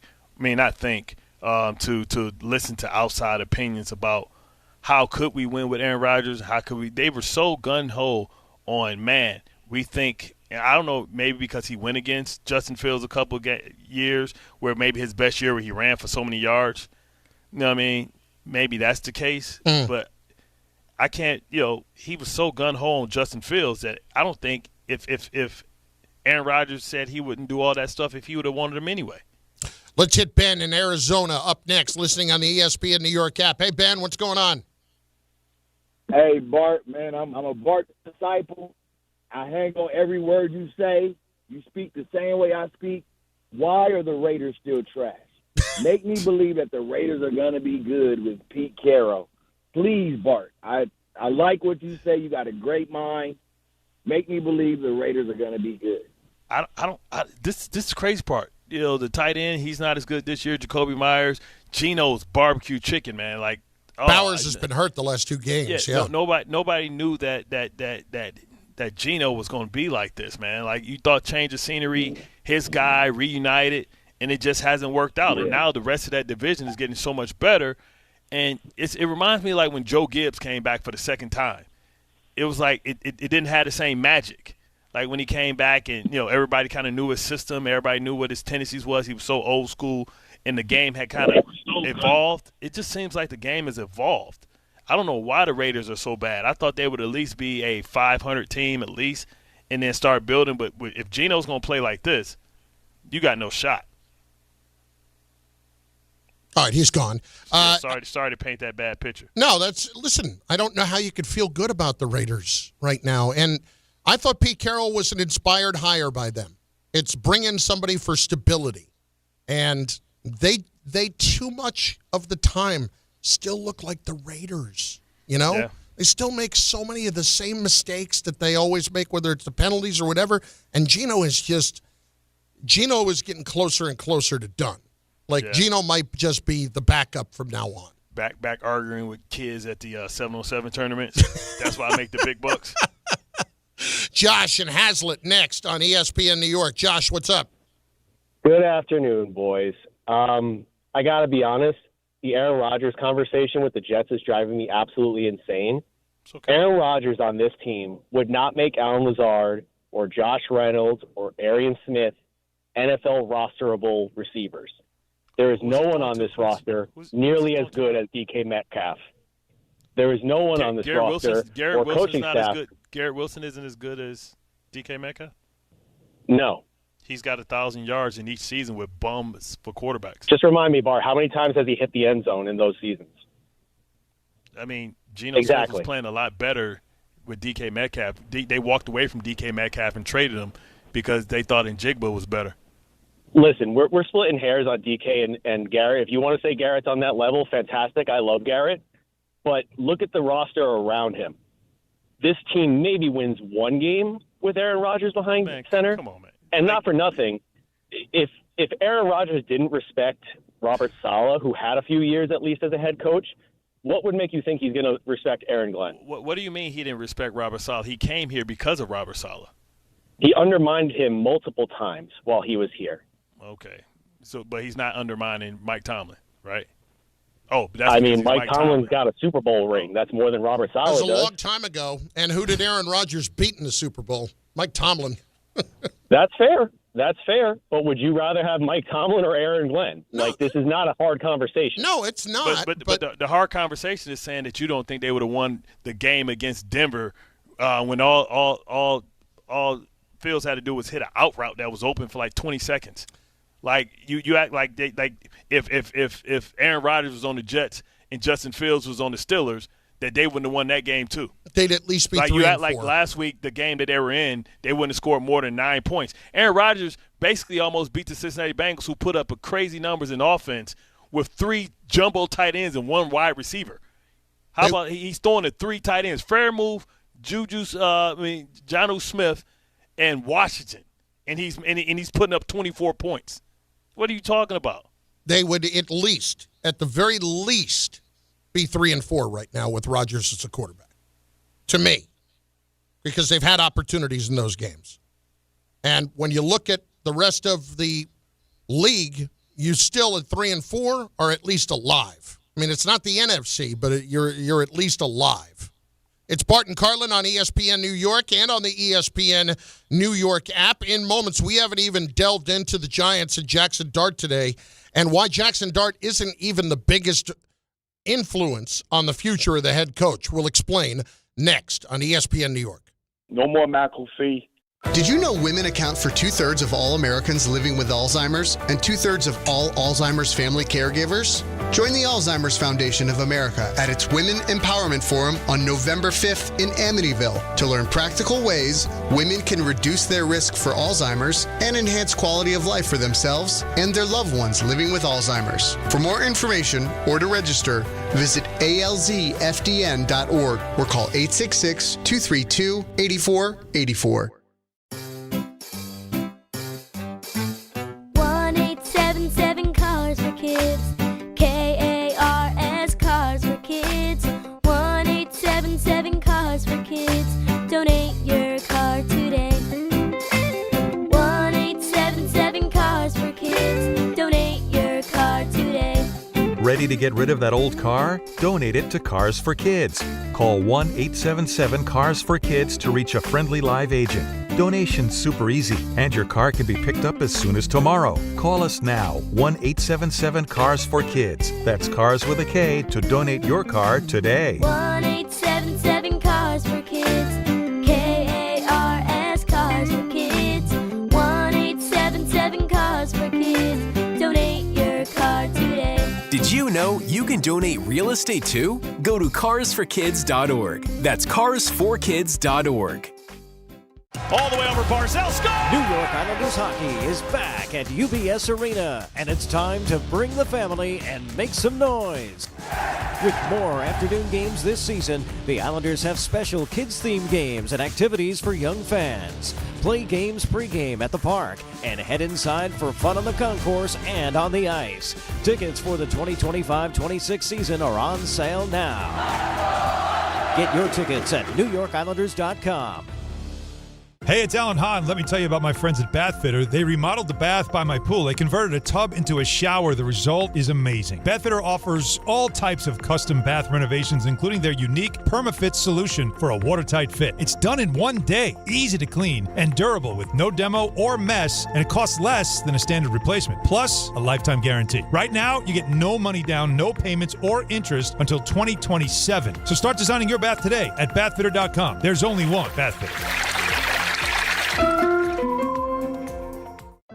Health surprises can change your life in an instant. You've seen it happen to others, but it doesn't have to be your story. At Princeton Longevity Center, we customize actionable and proactive health plans to maximize your lifespan and take control of your health. Our Cancer Check program combines cutting-edge technology with top medical expertise to keep you ahead of potential risks. With advanced full-body imaging, genetic testing, and multi-cancer detection blood tests, we look for even the earliest signs of problems. Results are analyzed by expert physicians who craft a personalized plan to safeguard your future. You're not just a patient, you're a partner in your health journey, backed by a team committed to helping you live longer, healthier, and more vibrantly. Our programs have saved hundreds of lives and empowered countless others to take control of their health. Be proactive with your health for the ultimate peace peace of mind. Call 888-8000-PLC or visit PrincetonLongevityCenter.com.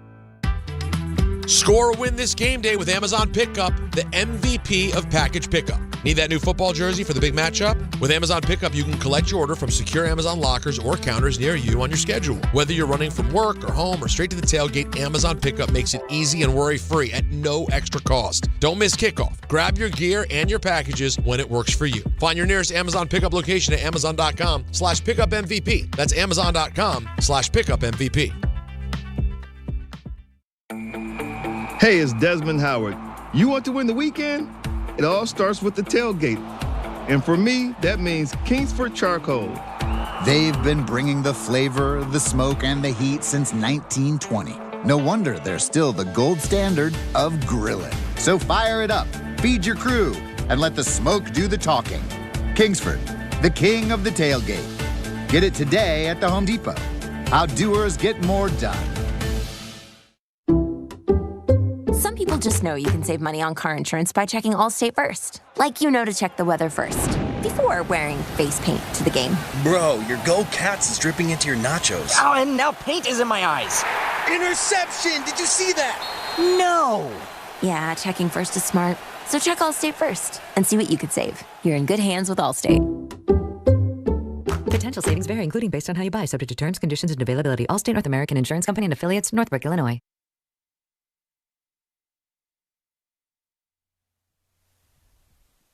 Cash rules All everything right, this is a good one. And I'm sure you're going to, I know from some of your stories in the past that this does not even start to cover it. But I'm going to read this to you, okay? Okay. This is about Peyton Manning. Oh, God. John Gruden once shared a story about Peyton Manning's legendary attention to detail, saying that Manning would sometimes call out opposing players' wives' names during games to mess with defenders. Gruden claimed that Manning would research the secondary's personal lives and use the names as audibles at the line of scrimmage. The tactic would catch players off guard. Gruden told the story in a humorous way, highlighting Manning's next-level preparation and psychological edge. You're scoffing at this. Why is that? Yeah, I would have got Peyton's wife pregnant. He would try to put that on me. It'd been like Roger Dorn. All right. Oh, we calling out wives? All right, I got you. So that means you're immediately trying to figure out how you can hook up with Peyton Manning's wife. Yeah, or his sister. I'm in the family. What's up? Auntie, I'm in the family. What's up? I'm hitting on Arch's wife. What's up? Yeah, I'd have became Peyton's stepdaddy. All right, listen. You have told the Aaron Hernandez story before. Mm-hmm. What were some of the other, again, keeping in mind that we're on the radio and that we're governed by the FCC. Yeah. Well, you know, as Joe Leo just pointed out, is that really going to stop him? Joe, I don't mind just laying out the safeguards, if for anything else, plausible deniability on my part. Yeah. Is there really anything else that could really keep you that from telling me? Can you give me one or two other things that would give you pause for things that you either heard or said? Well, we all know, like, it's like the whole thing in the league, like Stephon Diggs, right? He's dated a lot of famous girls, but all these girls kind of travel in the same packs. So I used to see guys get into it over chicks. I've seen guys fight it out over strippers. You know what I'm saying? So I'll keep it at that. It was in guys like going to Pound Town on other people's girls from other teams, and some on the same team. I mean, we know for a fact that with the Saints, it was a reason why Willie Roaf had to leave the Saints. Rumor has it. Again, rumors, allegedly. Yeah, rumors. Rumors had unsubstantiated rumors that Joe Horn was having relations with Willie Roaf's wife. Oh, that's not good. That's not good. That's not good. And let's not even talk about Tommy Harris in Chicago. You know what I'm saying? Gotcha. It's a lot of that going on. Gotcha. By the way, somebody got to die. I don't know why I did it. I'm going to call myself out on this. For the first time, I forgot we were on YouTube. When Michael was standing outside my window, I flipped him off. At least it wasn't the Eli Manning double bird, but I did flip him off as he was standing outside the window to the studio. You're number one, buddy. 800-919-3776. You know, on the Giants front, when it comes to Dart, I really am going to think that the bigger influence later this year, when the Giants are figuring out what they're going to do, is not even going to be about Dart. It's going to be more about Jones. And I get that they have put things around him, right? That you have Jonathan Taylor, you have a great running back, you have all of those things. Think about John Mara for a second. If I'm trying to evaluate what I want to do, well, I let my GM decide that he was going to get rid of the great running back. And what do you know? When Daniel Jones plays with a great running back, he's a much different player. And he's obviously got better receivers with the exception of Neighbors, who overall is the best of the group. But if you're not taking Dart, you would have got your second pick would have been Luther Burton the second, or it would have been a great receiver. Yeah, and you would have been in a much better position this year to do that, right? You would have been taking him in the second round. And you have to go to Snyder like, yo, bro, why can't we get offensive linemen? Remember, the Minnesota Vikings got a lot of got the Kelly guy from the Colts. Like a lot of people, look at what the Bears did to improve their offensive line. Like, why we get Runyon and we get these people that don't work out? Yeah. Yeah. Like, why we? It's not that we haven't invested in the offensive line. It's that you've done a horrible job in building it. Because if we could have did that for Daniel Jones with the price that he was asking, like what Daniel Jones making $40 million a year, 38. He was, yeah. He was. That's a decent price. Yeah. You could have had you still could have had a dual Carter, and you still could have moved back in and got the best. You could have moved back in and got Ty Warren. Not Ty Warren. He would have been too high. You still could have moved back in and got one of the top receivers off the board. Let me look real quick where they were in that second round, if they would have even had to have moved up. There was 30. They was in the second. Yeah, they were second, right? Right, but I mean, where did Luther Burden go? He went to the Bears. I don't know what pick number that was in the second round. But at any rate, you get the point. If he would have been available to them, the Giants made that trade with the Rams. The Rams took it was 2024. Yeah, butterfly. It's a butterfly effect with everything. Right. That's the whole thing. Like, they decided to say, let's Daniel Jones go, let Saquon go, let Xavier McKinney go. Like, who's making more money, Javon Hollins or Xavier McKinney? I think Javon Holland is now. I'd have to look. But you know what I'm saying? The idea of letting McKinney go was such a mistake. Yeah, he's one of the best safeties in the league.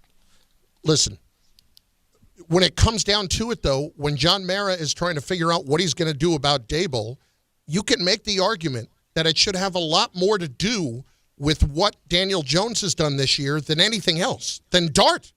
Because John Mara is the one who said we've done everything we can to ruin the guy a couple of years ago. And you set him free, and now he gonna ruin your ass. While he was not the draft pick of this regime, they paid him. They paid him. So if you're going to pay him that kind of money, and then you see him go somewhere else, and he has a lot more success, and you had opportunities to keep some of those other pieces around that would have, I can very confidently say, at least equaled what the Colts have on offense. I don't know where the argument is to be had to keep the coach here. I really don't. When you have things like what happened the other day happen, why would you possibly argue to keep Brian Dable here? I mean, because you painted yourself in a corner. And listen, I think Mara let his feelings get involved in it because he was reminiscing about his father and saying that, how he doesn't want to keep making changes to make changes. But, sometimes you have to do what you feel is right no matter how many times you do it. So the trade was with Houston, and it was for $34.99 and the third-round pick this year. So as I look at it, Houston took Jaden Higgins, who is a receiver. That's a second pick of the second round. So Luther Burden was available. He went later than that. You could have had him. Trey Harris was available, who was taken by the Chargers later on. Jack Besh, who hasn't done much with the Raiders at all. Point is, like, even if you didn't make the trade, you were still in a decent position to get better. You could have got the best player. I thought that they were set up perfectly to get a dual Carter and then to go do something later on. You know what I mean? And if you get a great player, then you still have the ability to go get the receiver, be it free agency. My overall point continues to be this: if I'm going to let Jones go, and I did it in the middle of the season last year, and somehow Kevin O'Connell had this amazing impact on him, what does that say about the guy right now that I'm allowing to develop this quarterback? They may have a good relationship, but here's a couple things I know. Josh Allen was a top 5 pick. Josh Allen still had the turnover problem with Brian Daboll, and he didn't really get rid of it until Ken Dorsey was gone in Buffalo. Yeah, Joe Brady, yeah. Yep. So start running the ball more. Exactly. Daboll is not a big believer in running the football. I guess he here's doesn't my put point. a lot of value in tailbacks. Do I really give Brian Daboll that much credit for what he did with Josh Allen? And considering he didn't do anything to help Daniel Jones, who is now blossoming elsewhere, whether or not it was a 5-week stint in Minnesota that really helped him along, or just getting into a better situation in Indianapolis, I don't know, man, but it doesn't speak well to the coach. I'm factoring in a lot more of what happened with Jones here in deciding the future of Daboll than I am in Jackson Dart. Because I actually think Jackson Dart, Bart, is going to develop no matter who the not no matter who, but with other coaches too. How many was this year 4 for Daboll, correct? Yeah. Correct. Started off and was able 22 was his first year. And they went to the playoffs. They won the playoff game against Minnesota. Jones went 15-5, and everybody was saying what an amazing season he had. And it was just, don't screw it up. So I mean, I don't. How much credit do you give him for that? Was that other people players, or? I don't know how much credit I give him. You got the new coach bounce in year 1. Okay, let's talk about the turnarounds that we've seen. We've seen the Lions turnaround, right? Mm-hmm. I forget his name. Then we got Brian Poles. Is Brian Poles or something like that? Ryan Poles is the GM in Chicago. Okay, so we got Ryan Poles. We don't know. It's still incomplete. He's made a lot of transactions. He's made a lot of good moves. Say this about Ben Johnson. They started 0-2. They've won 4 in a row. Yeah. So you got and Williams is playing well. Liam Cohen has went down to Jacksonville and turned it around in one day, one year. Harbaugh turned it around in 1 year without having a lot of draft classes. And it just, Dan Quinn, year 1. Now, granted that those guys have quarterbacks, that was already in place. But these are all people who had their first coaches that drafted them let go. So I don't worry about, to your point, Jackson Dart being destroyed if you bring in a different coach and a different voice. I don't either. One thing I do believe that it needs to be an offensive voice and not a defensive voice. Bart and Carlin, ESPN New York, and on the ESPN New York app.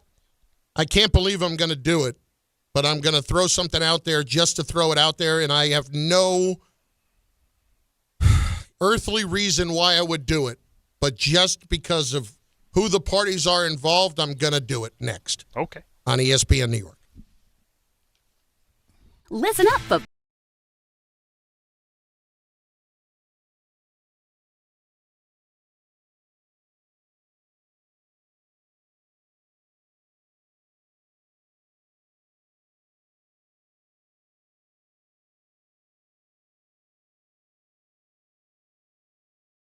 At Bet365. Gambling problem? Call 1-800-GAMBLER. 21 plus only. Must be physically located in New Jersey. T&Cs apply. In-app only.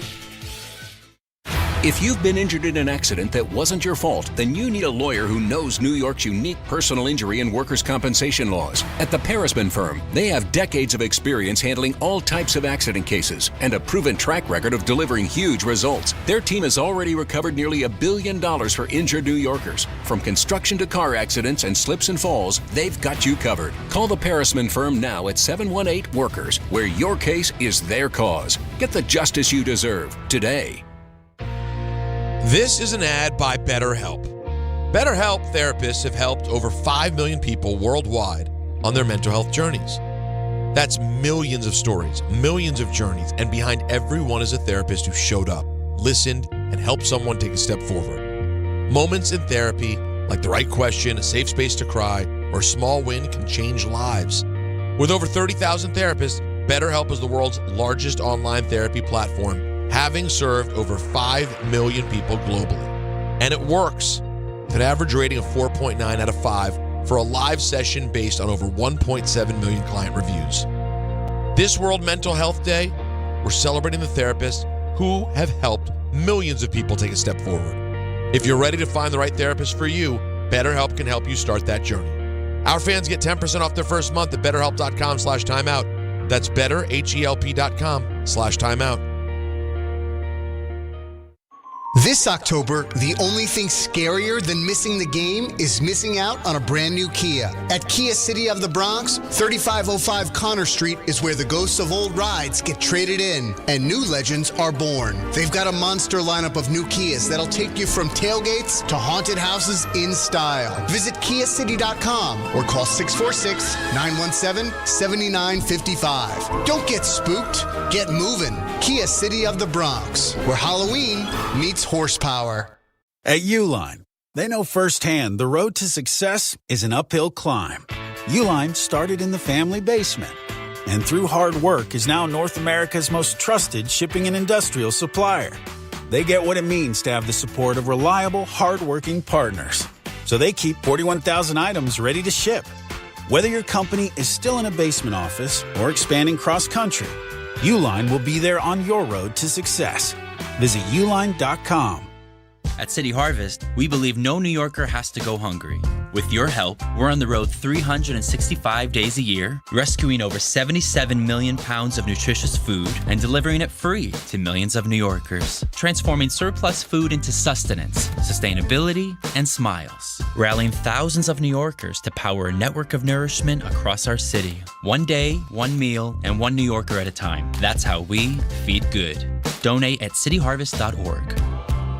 DraftKings Sportsbook, an official sports betting partner of the NBA, is the place to bet on NBA stars this season. Download the DraftKings Sportsbook app and use promo code PARLAY. That's promo code PARLAY. Bet $5 and get 3 months of League Pass plus $300 in bonus bets if your bet wins. In partnership with DraftKings, the crown is yours. Gambling problem? Call 1-800-GAMBLER. In New York, call 877-8-HOPE-NY or text HOPE-NY 467-369. In Connecticut, help is available for problem gambling. Call 888-789-7777 or visit ccpg.org. Please play responsibly. On behalf of Boot Hill Casino and Resort in Kansas, pass-through of per-wager tax may apply in Illinois. 21 and over. Age and eligibility varies by jurisdiction. Void in Ontario. Restrictions apply. Bet must win to receive bonus bets which expire in 7 days. Minimum odds required. NBA League Pass auto renews until canceled. Additional terms at dkng.co/audio. Limited time offer. Knicks fans,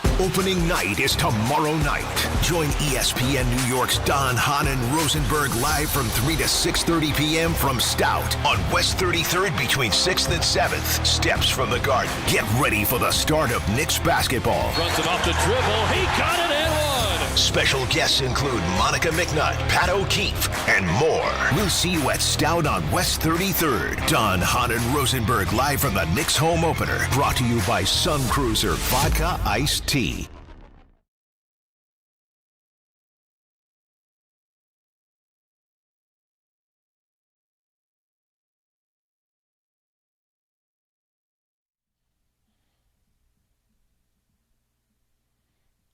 Can I kick it? Yes, you can. Can I kick it? Bart and Carlin. Guess who's here? Guess who's here, Bart?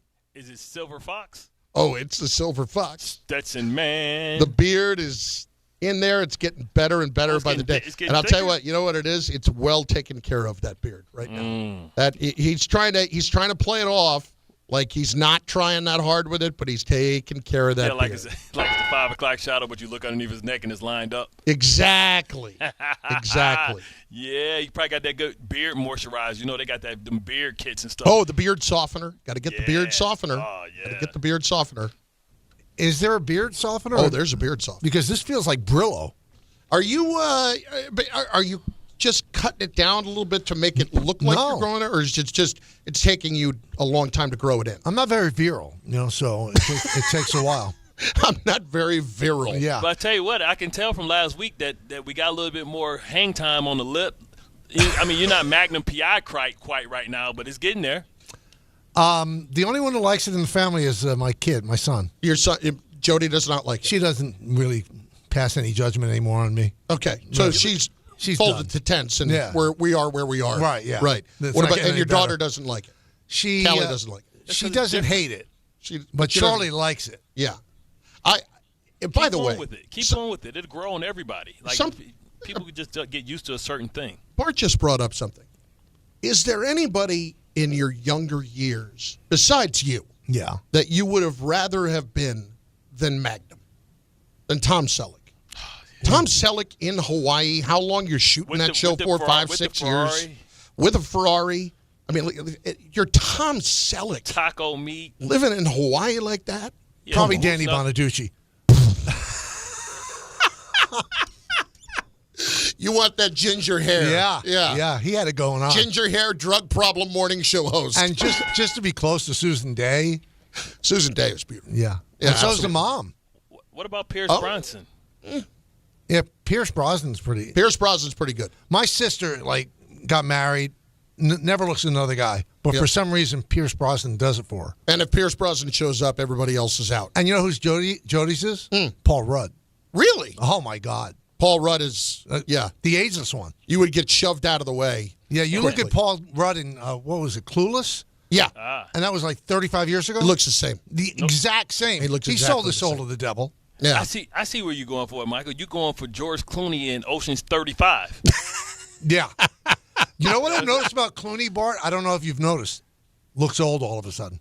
He does. Yeah. He I don't does. know if it's because he lost weight, but he looks old. It's all the Casamigos. All the money from the Casamigos. See, here's the thing is that, you and Bart, you guys can't have that, celebrity list because there actually would have been a chance at one point. Me? Yes. No. You're Michael Kay of the Yankees. Please, I'm nobody. Oh, come on. No, there would have been a chance. There was a time when I did the Mets Pre and Post. Right. And we kind of jokingly had that list, of your Get free out of jail. passes. Yeah. And I had Anne Hathaway on the list at the time. Strong. She's still strong. At the time, she's beautiful. Yeah.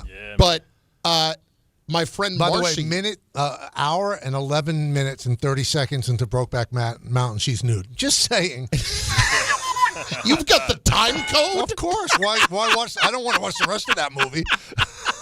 That's like me and Monster Ball. Don't do that to her, Billy Bob Thornton. She's a lady. Make me feel good. Well, so my friend Marcy called me as I was finishing up. Love the name postgame. Marcy. Was she cute? She was very cute. Yeah, I knew it. And Marcy called me up and she said, I'm at a bar downtown and Anne Hathaway is here. Ooh.